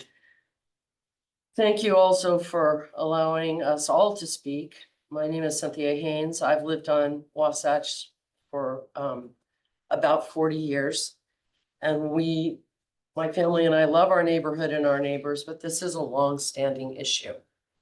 So much so that my earliest recollection of experience was with my son, now 34 years old, when he was a toddler. And we used to go down the sidewalk with him. I would let him go on his little scooter down to the end and back. And the photographs that you see happened not long after that, where the car ended up on the sidewalk. And I said, okay, I can't even walk on a sidewalk on my street because the student came around the corner too fast and ended up virtually in the neighbor's front yard. That was 33 years ago. And here we are still begging for a solution that we can work with. I had personally worked with Mr. Grissom at Mountain View High School. And also Sergeant Yeager was the traffic sergeant at Mountain View Police Department. They said, yes, yes, yes, we'll do this, we'll do that. And they have the best of intentions. But things just don't change because as people have already said, every year we get a new crop of students and every year they come in and they're driving dangerously. We had one car come around the corner and hit the curb so hard in the corner that he broke the axle of the car he was driving. This is not speed bump problems. This is dangerous driving problems. So, and then just to give you, I forwarded the video from my front yard camera not long ago. I was trying to turn left into my driveway and the student from behind me came around my left side as I was trying to turn left and nearly T-boned me. This is about dangerous driving on a very short street of only 24 homes. And as Harold said, it was intended to be a dead end street. I think Katrina said even was when they first were there. But we've just reached a point where this is the only solution that's logical and reasonable. And we just really look for your support once and for all. Please support us in what we have been working so hard for so long to get a solution for.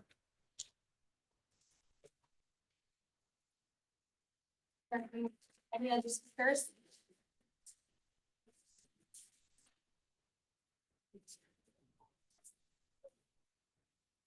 Hi, Matt Walter Skirchin. I live at 2728 Wasatch Drive, and I just wanted to emphasize that this is a safety issue.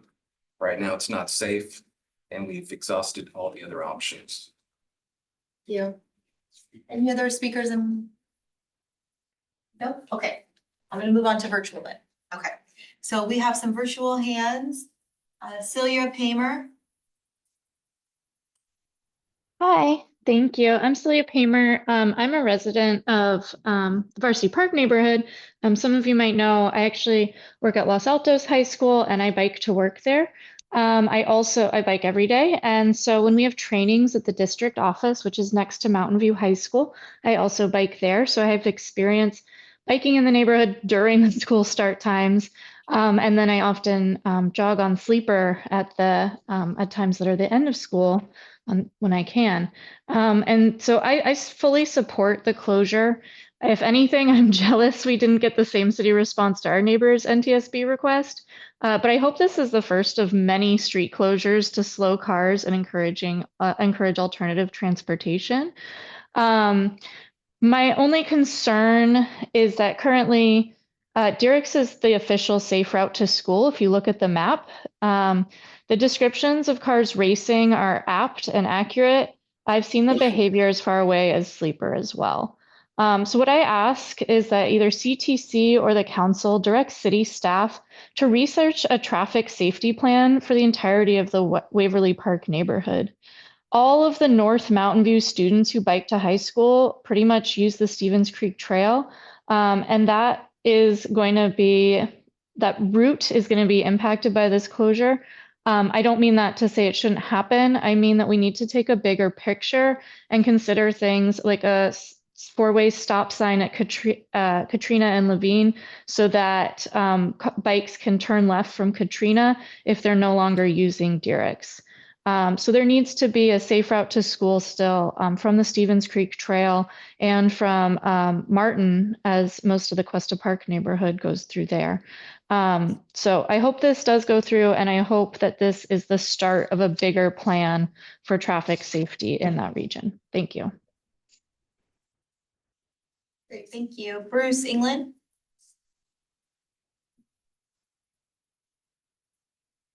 There we go. Hi, Bruce England, Wisman Station Drive. Yeah, this solution sounds like it's more than reasonable for this location. One thing that I did want to bring up, which goes back to my earlier comments during open public comments, is that we're still allowing speeds that are inappropriate around school. So regardless of the traffic management program and the solutions that might go in here, we're just lacking whatever it's going to take to slow people down, lowering our speed limits, increasing enforcement. We've got to get these things done throughout the city. In terms of solutions through the NTMP program, as I said before, I want more options available for people to consider. And in this case, there are opportunities to put in increased landscaping, which also helps with the city's biodiversity goals and tree canopy goals and so forth. So if you're going to close off the street, there could be a really good opportunity there to put in trees and other landscaping around there and not just make it another place where we've got hardscape. May as well take advantage where opportunity strikes, as in here. But otherwise, seems like a very good thing to do. Thank you. Great, thank you. Catherine?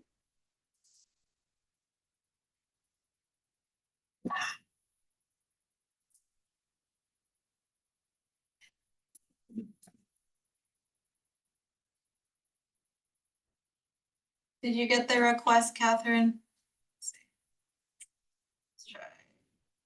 Mary? Maybe she lowered her Hi, hand. Mary. Okay, there you go.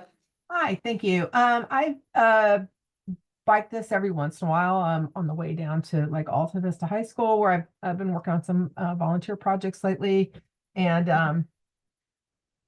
I think this sounds like a great idea. I'm a great place to pilot this idea because I do think there's some other places around the city where this type of treatment would be great. I agree with what Celia was saying, because as I'm looking at this map and you see if kids are coming from the bike path all the way down Franklin, which turns into Katrina, there if there's a way for them to make a safe left turn onto Levin, then they might start taking Wasatch and totally just avoid that intersection with all the cars at it at Levin and Derrick. So I think that a four-way stop, and it would also help accomplish what staff was talking about, which is slowing the traffic a little bit on Levin. Especially want to make sure that at Wasatch and Derrick's, that the bike access be well designed, both exiting Wasatch and also going from Derrick's onto Wasatch if people are making a left turn, so that we can really encourage the cyclists to be able to safely use that intersection. Of course, pedestrians, although it looks like there are some lots of sidewalks there. So I think that hopefully the pedestrians are going to be well taken care of already.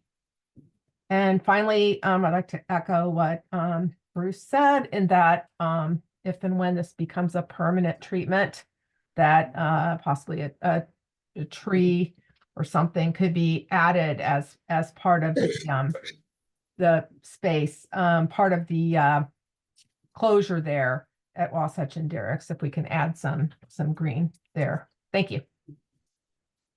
Great, thank you.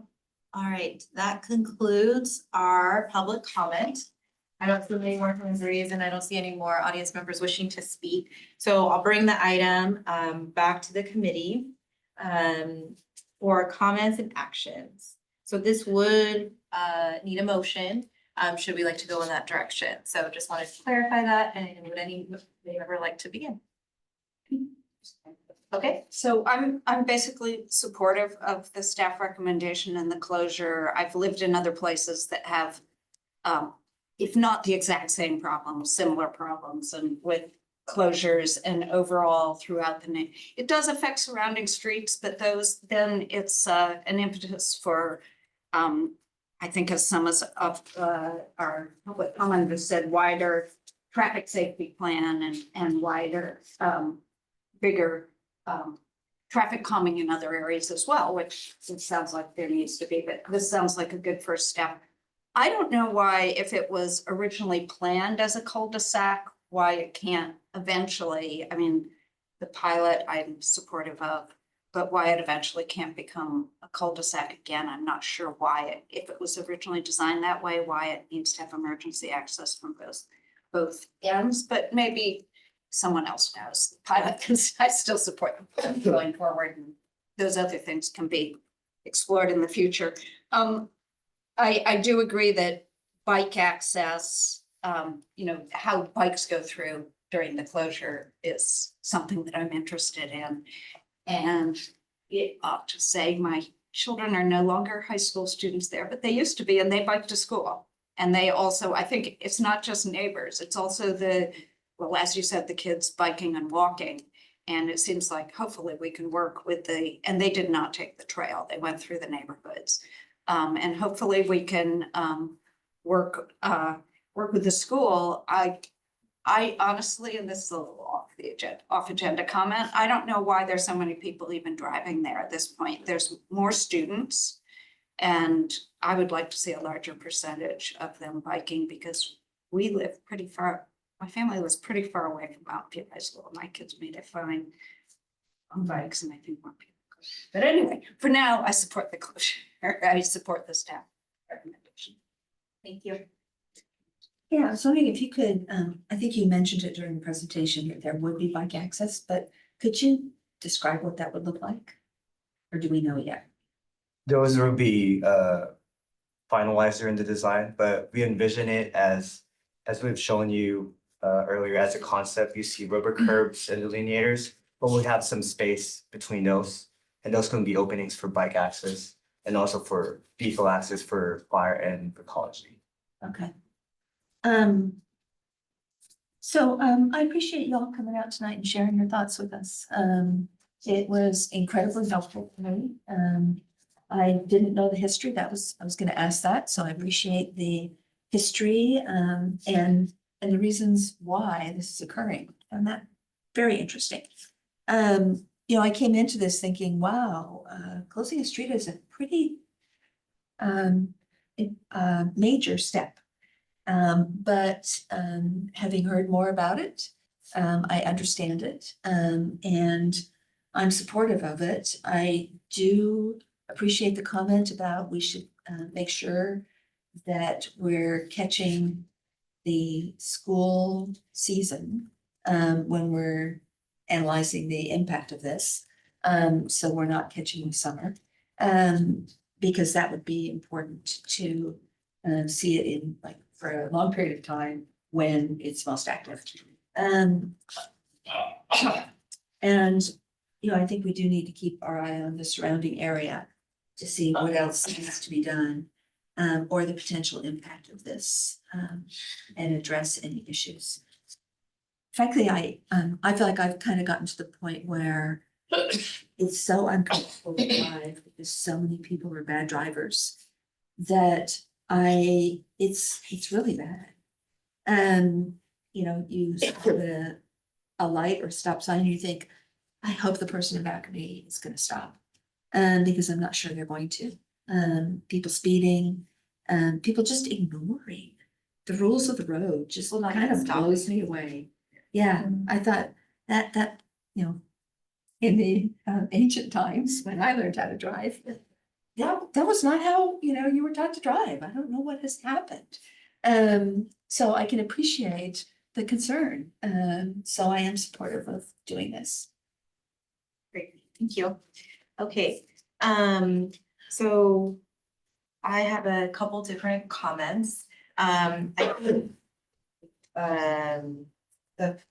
The first is just thank you to the residents for coming and letting us know your feedback. I feel that this is an unfortunate situation on many different levels. I think that it would be helpful to have communication with the high school and try, they're not here tonight. We didn't get any feedback from them. It sounds like the community has been working with them for decades on this, and yet the issue persists. And so to me, that's the most unfortunate part, is that this is not, as I think residents repeated over and over, not a new issue. It's an ongoing and persistent one that I think has resulted in the recommendation we're seeing tonight, which is that there's been so much inaction that that we are looking at closing a street for the first time for the first time. So I would say I really want to make sure that we have some sort, I don't know what the communication is with the city on this particular area, because it's obviously not just Wasatch, it's Levine, it's Derek's, it's Sleeper. I mean, I guess for the residents, I grew up on Bryan Avenue, so I know all about the high school traffic. I did not go to that high school, but I know all about the traffic. So I think that for the issues that persist, we need to have a partner in addressing this issue when we know who those drivers are. So that's my first, and I think that couples into, I'll be supporting the recommendation as well. I really worry about the communication, because as we're implementing this treatment, if students are unaware, how many students might be racing around that corner to the street being closed and not knowing it's closed, right? So I feel like we really are gonna need to do a lot of education, a lot of partnership. I see our staff member who works on Safe Routes to School here, working with them on the Safe Routes to School, as well as making sure that their drivers know that they cannot go by my fear hearing all of this too is they'll go around, it'll be closed. There'll be an accident, something's gonna happen. And, before this comes to council in December, having some sort of communication plan with the school district, I think is gonna be really important on both of the items, on both the closure as well as the safe routes to school, because we all know no one's gonna pay attention during the holidays and then coming back to school, which makes me happy that it'll at least be February, because hopefully we'll be able to capture people's attention a little bit. I suggest the evaluation period be February to at least November or December, because there will be 3 weeks when school is not in session. And there'll be new drivers, and I think another opportunity in August where you're gonna need to re-educate the new drivers or re-educate people that this is in fact closed. So there's gonna be those 2 periods, right? February and then into August. So that's the first. I think the other is how we might think about the NTMP toolbox and maybe moving to tiered recommendations. I think this issue that the community is bringing forward is one we're gonna see a lot more of. And how are we gonna make sure that it doesn't get to a point where residents are here? What can we do to be proactive so it never gets this bad? So I think that those are, maybe as we're looking at the active transportation plan, we'll be able to look at those problematic areas, but it's, you know, I think we need to be thinking about that. I have a comment on that, but go for all your Yeah. comments first. I just, while we're only talking about one street tonight, I see this as an like kind of prevalent, pervasive issue a lot across the whole city, kind of anywhere you go these days. So I just want to make sure that residents don't have to be to this point, that we can do something prior to that. And I kind of look to staff on what that might be, some best practices. I know that there's like regulations coming from the state, new laws, new other things. So I really look to all of you as the professionals. I think we had some public comment on maybe even some more options in the NTMP. Are there better, newer solutions that work, the traffic calming circles, the other things, I'd be interested in that. So I think those are, and then the last comment is, while I'll also be recommending the trial, I think that how do we address the issue that may spill out onto the other streets?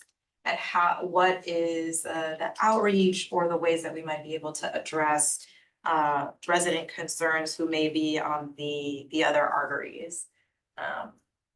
And was mentioned, if speed humps aren't working because people are racing over them, how do we address that issue of the speed humps not working, people trying to gamify them?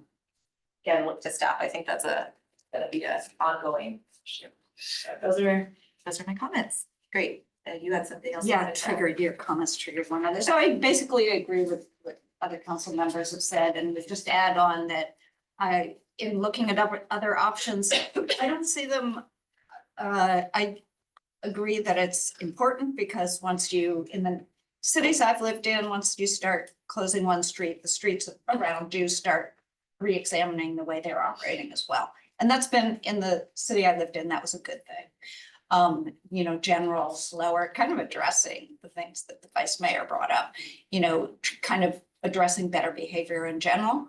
I don't think that traffic calming measures are necessarily hierarchical or steps. I like the fact that the community talked about what their needs were in not necessarily a stepwise way, but what was appropriate for their particular place.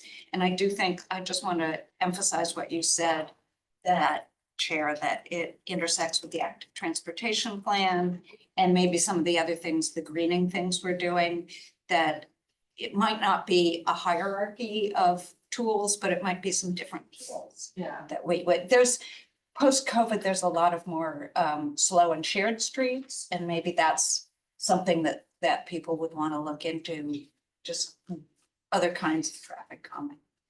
But anyway, for this, I support the staff recommendation, the street closure, and the revised timeline that you mentioned. Yes, I'm ready. So I'll move that we review and recommend the city council approve the closure of Wasatch Drive at Derrick's Drive with a 10-month evaluation period starting from the date of installation. That we work with the school district on communication to students about the closure of the street, as well as take a look at our safe routes to school to see what, if any, changes would be made to that. And then we also monitor the impact on other streets and address those if need be. No, I don't think so. I mean, I just want to comment. I think I'm only thinking about tiered or something because if we're looking at the NTMP in other places, people may want to everyone may want to close their street. So I just want to make sure that we're doing other things. I think this is a unique case where they're surrounded by speed bumps. They've tried other things. It's a 40+ year issue.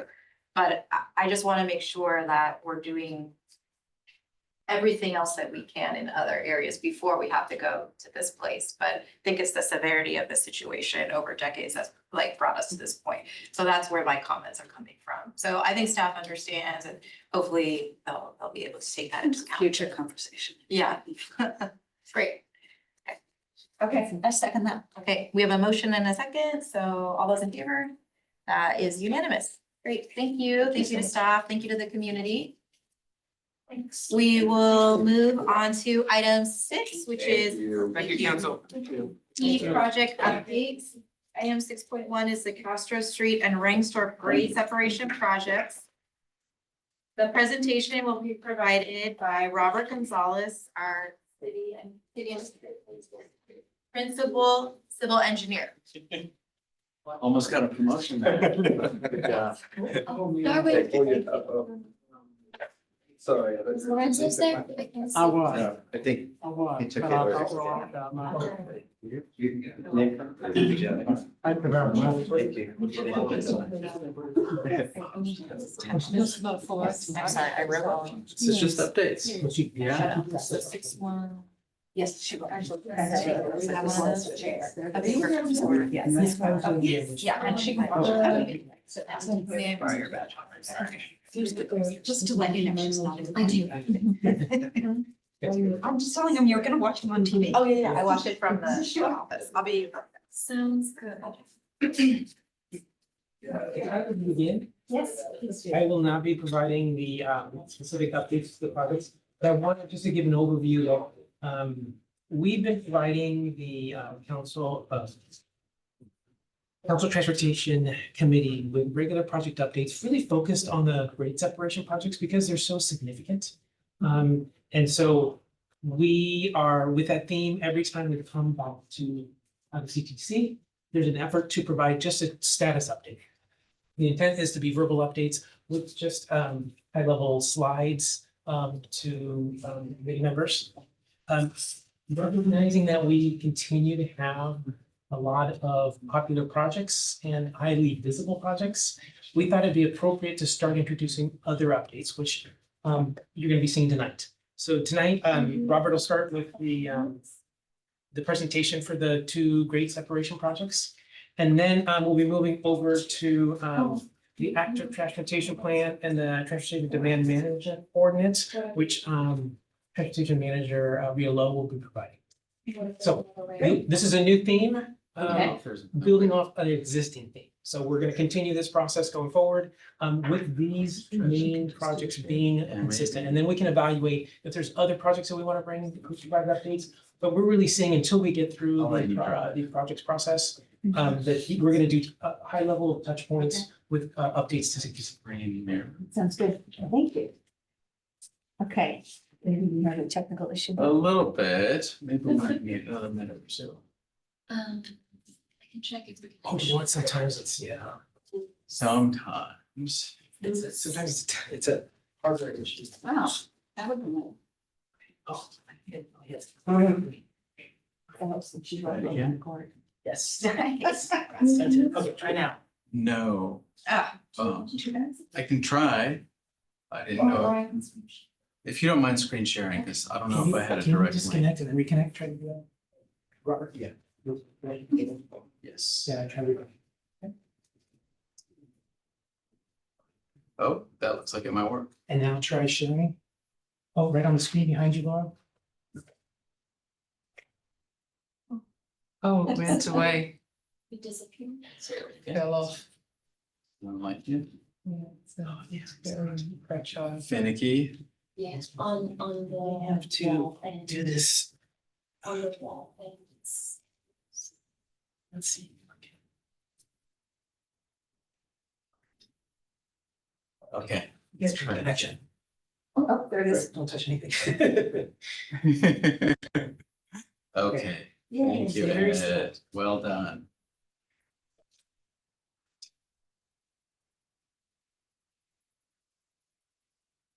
Shall I start? or wait for Yes, the yes, chair? yes. Okay.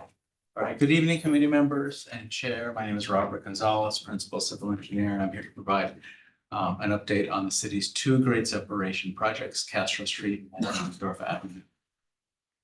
As a refresher, staff presented information on the two grade separation projects, including status, benefits, and costs to City Council in January 2024.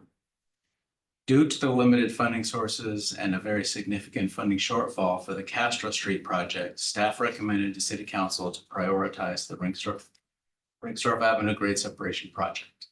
Council supported this recommendation given the following. There is an interim solution for the Castro Street location. Ringsdorf is more challenging for pedestrians and bicyclists compared to Castro. Prioritizing Ringsdorf means that the city would focus its funding resources, including the city's share of Measure B funding, towards Ringsdorf grade separation, which would reduce the funding shortfall. As the Ringsdorf project has a NEPA clearance, there are federal grant opportunities the city can pursue for Ringsdorf, and the project would be more competitive with a reduced project shortfall. So what does this prioritization mean for the two projects? For Ringsdorf, it means completing final design and right-of-way acquisition, considering value engineering options to further reduce the funding shortfall, and constructing the grade separation. And for Castro, it means staff would explore completing the design for the full undercrossing and obtaining NEPA clearance to be eligible for federal funding. Constructing the city utilities relocation project to prepare the city utilities for the future undercrossing. Implementing interim improvements, which I'll share in the next slide, and constructing the undercrossings when funding is available.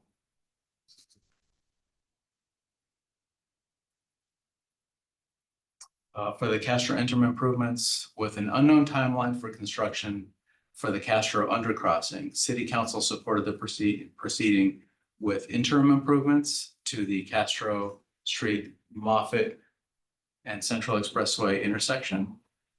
The improvements will permanently close the rail crossing to vehicles while retaining the existing at-grade rail crossing for bikes and peds. It will convert Evelyn Avenue at Castro for westbound traffic only with bike accommodations. The improvements would reduce vehicle conflicts for bikes and pedestrians and allow elimination of the railroad signal preemption for Central Expressway, reducing bike and ped wait times to cross the expressway. And then on to the new updates and next steps. Since the last update to the CTC in September 2024, staff continues to negotiate a design contract with the consultant and Caltrain for the Castro interim improvements. Staff will return to City Council in early 2025 with updates on the grade separation projects. And then on to the Ringsdorf updates, the grade separation updates. Since September 2024, the city has received updated project costs based on 35% design, which I will share on the next slide. And staff anticipates announcements of results from the FRA Christie grant project before the end of the year and the FRA RCE grant program early next year. And staff will provide project updates to the city council in early 2025. As I mentioned, the city has received updated project costs based on a 35% design from the construction manager / general contractor, and also from a third-party estimator. As a refresher for the project, when the project was presented to city council in January, the project was estimated at $325 million with a $31 million shortfall. At the time, we thought we could close the gap with the value engineering and pursuing grant opportunities.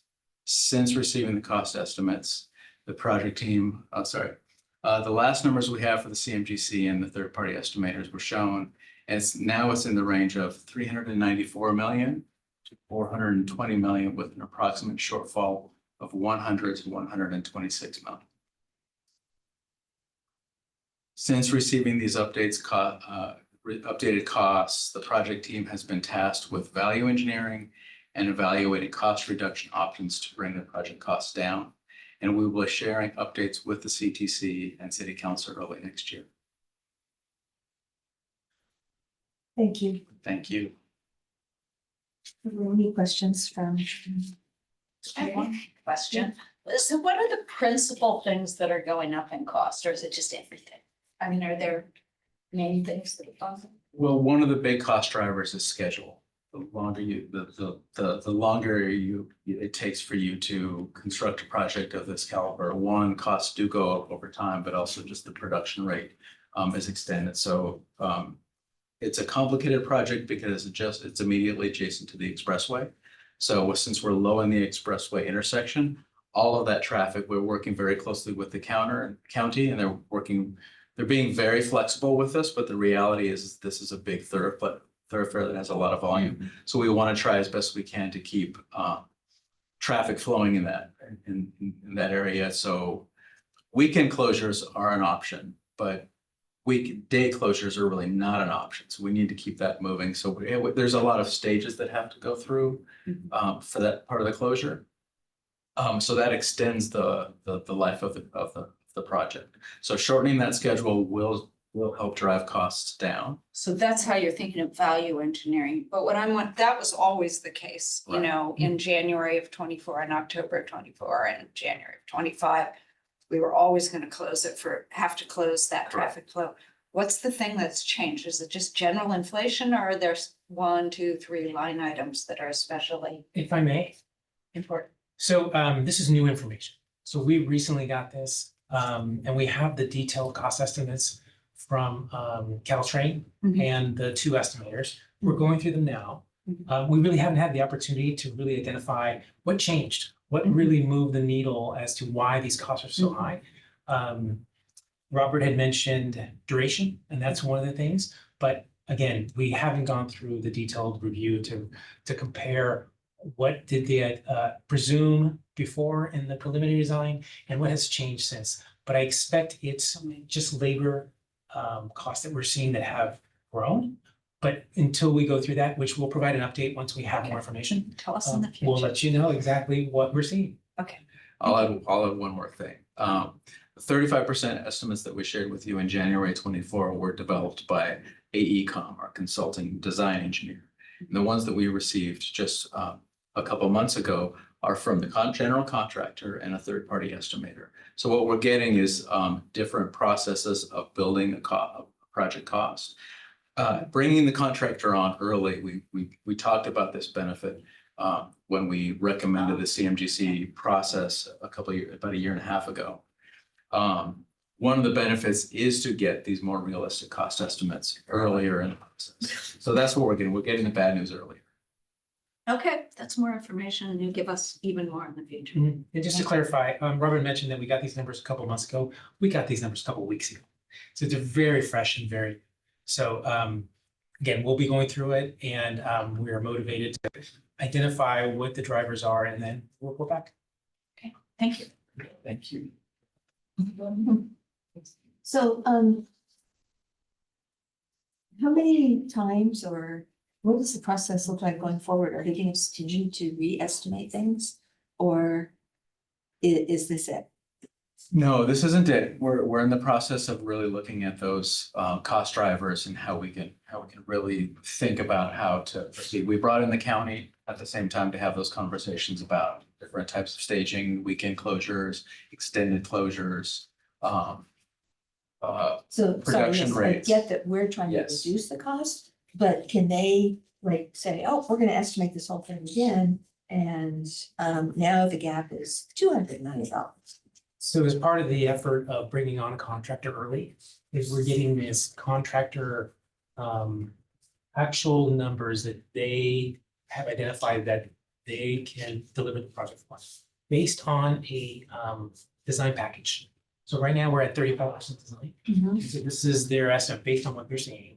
The benefit of bringing on a contractor early is that we can start working with them early on rather than going through a traditional design and then bid it and then realize that the numbers are the actual construction costs are higher.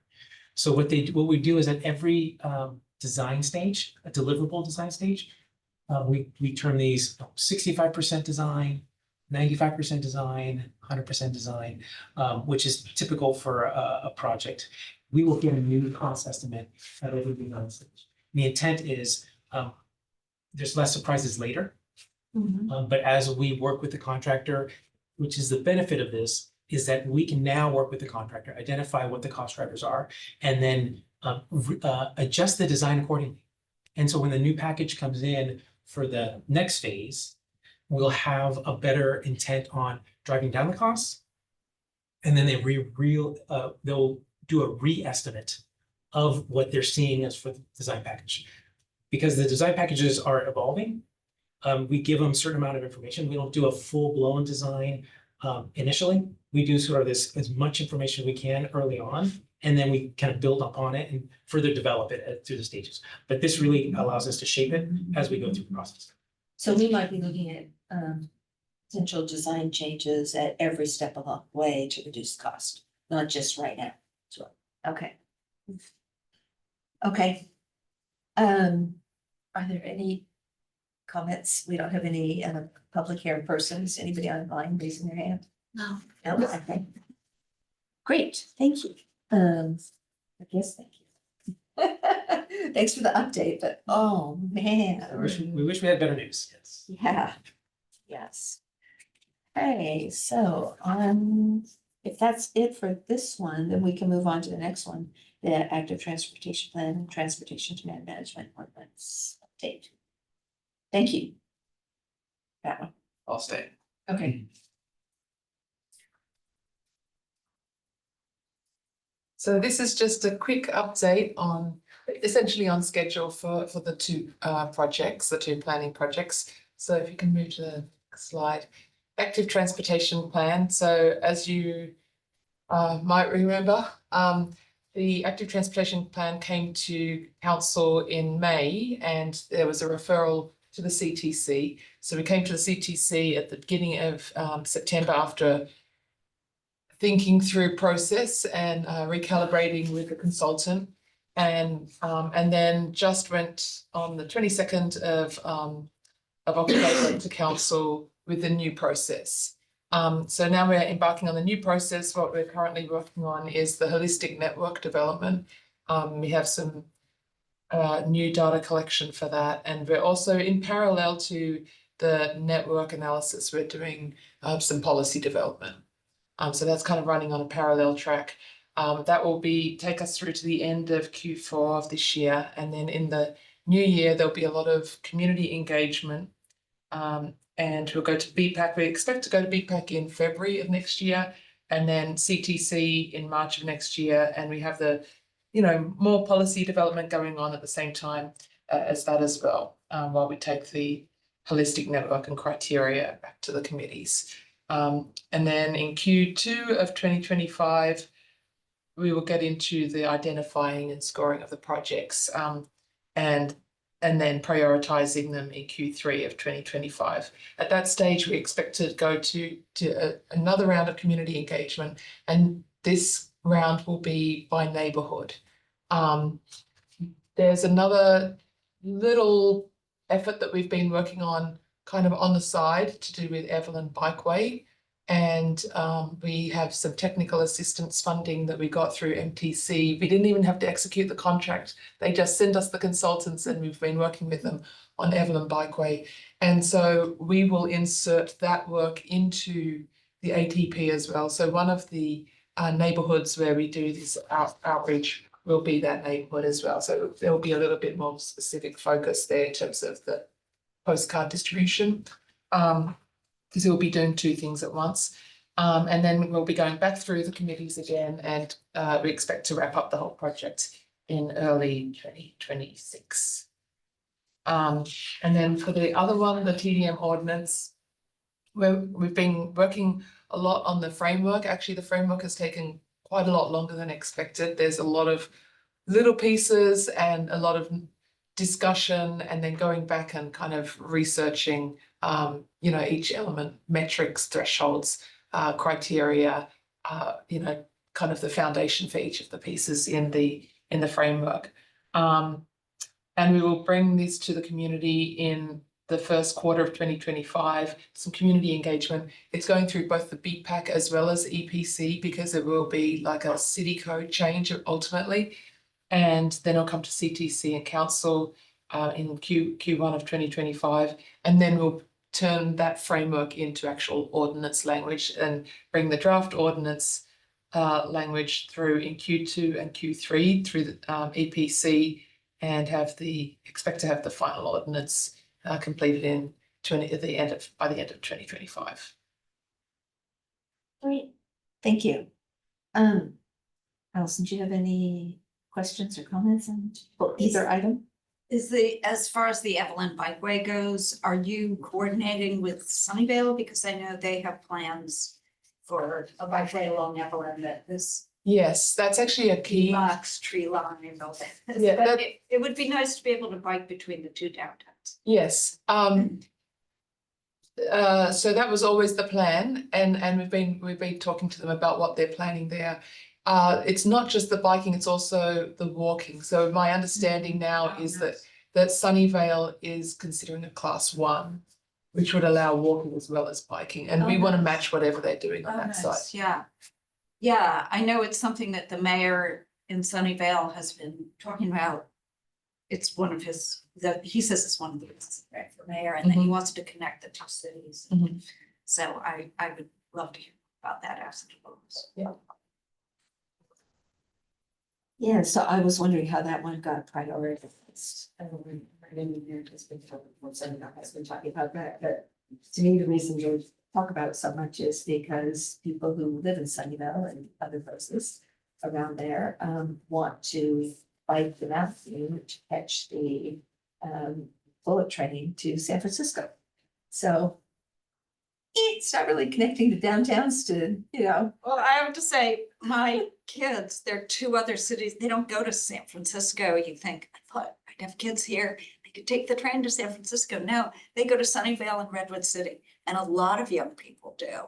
There's a lot going on, and I think people from Sunnyvale come here, but I think when you want to experience, when you're, like all of us, when you're 20, and you want to experience another downtown, that's one of there's some hot downtowns, and people like to go just one, walk or bike or take a train just one city over.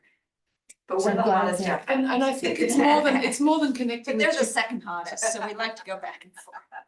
Sorry to interrupt you. So it's more than connecting the two downtowns. It's also we're building new affordable housing along the way as well, and so it's a key connection for that as well. Yeah, and I have to say, I have friends who live in some of those, and my family won't walk with me along Evelyn because they say it's brutal walking along Evelyn. And so I would really like that to improve, because we are doing dense housing. There are more and more people living there. And I don't think it's just my family. I think the people living there are driving downtown and they'd like to walk. Or yeah, bike. so I'm glad that it includes walking and not just biking. I think that's a major improvement. Yes. So thanks. Back to you. Any other comments, or was comments or questions? We were doing both. Oh. Yeah. I asked you.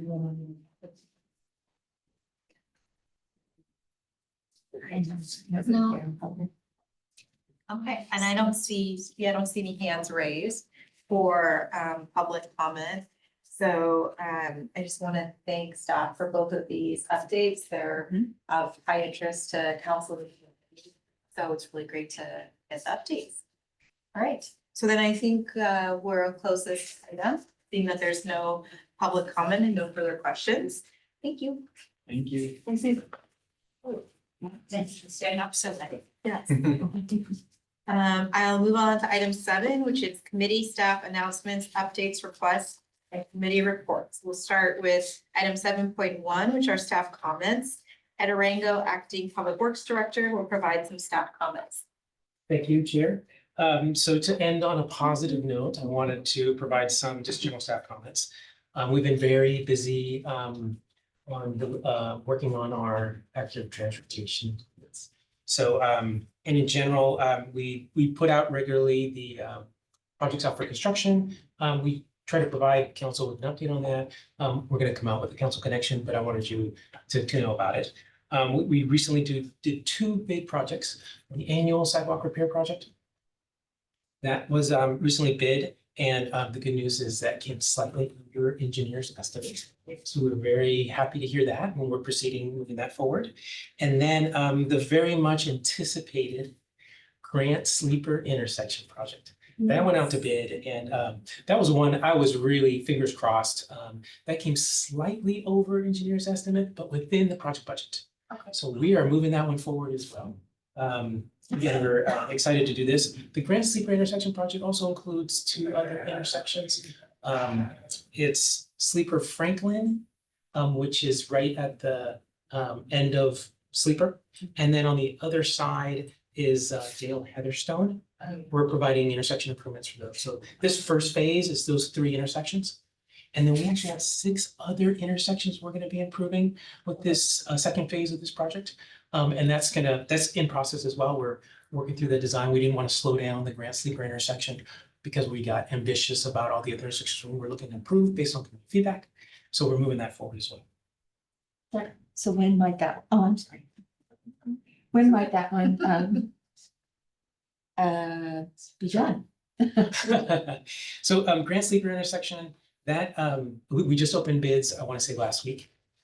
So it'll probably I'm kind of mentally working my way through the process on the different milestones. That does require the order of the larger materials, such as the steel poles for that. And there's usually a longer lead time. We're finding that the lead time has been cut down a little bit from what we've been seeing, sort of the 9-month to a year process, that we're seeing closer to what we had seen before the COVID, which is about 6-7 months. So we're hopeful that next summer, we'll see some significant changes with the construction. And by fall, hopefully that's all done. Great. Any other updates? Yes, I have one more update. As we've all, this is the second and last update. The news release on the new Public Works Director came out, Jennifer Ng. So we're very excited for her to join our team and lead the Public Works Department. She starts November 18th, as you might remember from the news release. We are very much looking forward to having this, and then we have a long list of things that we want to get up to speed on. And one of them is the CTC. So next time CTC meets, it'll be Jennifer that'll be sitting here, kind of leading the effort and joining you. So just wanted to give that update, and then just in a few short weeks, hopefully you'll be able to meet her. There will be a citywide Public Works Director celebration that the notice will go out to very soon. And so hopefully you can make that. Great, thank you. That's all for my updates. Okay, any questions on the updates? All right, then we'll move on to item 7.2, which are committee comments. Do any committee members have comments or reports to share with the committee? No. All right. Would any member of the public joining us virtually, there's no one in person, to provide comment on this item? If so, please click the raise hand button in Zoom. Okay, I'm not seeing any hands in Zoom. So we'll close public comment on this item. So we'll move on to item 8, which is our adjournment. Thank you so much for joining us. Our next Council Transportation Committee meeting will be on February 4th, 2025. The meeting is adjourned at 9:01 p.m. Thank you. Thank you.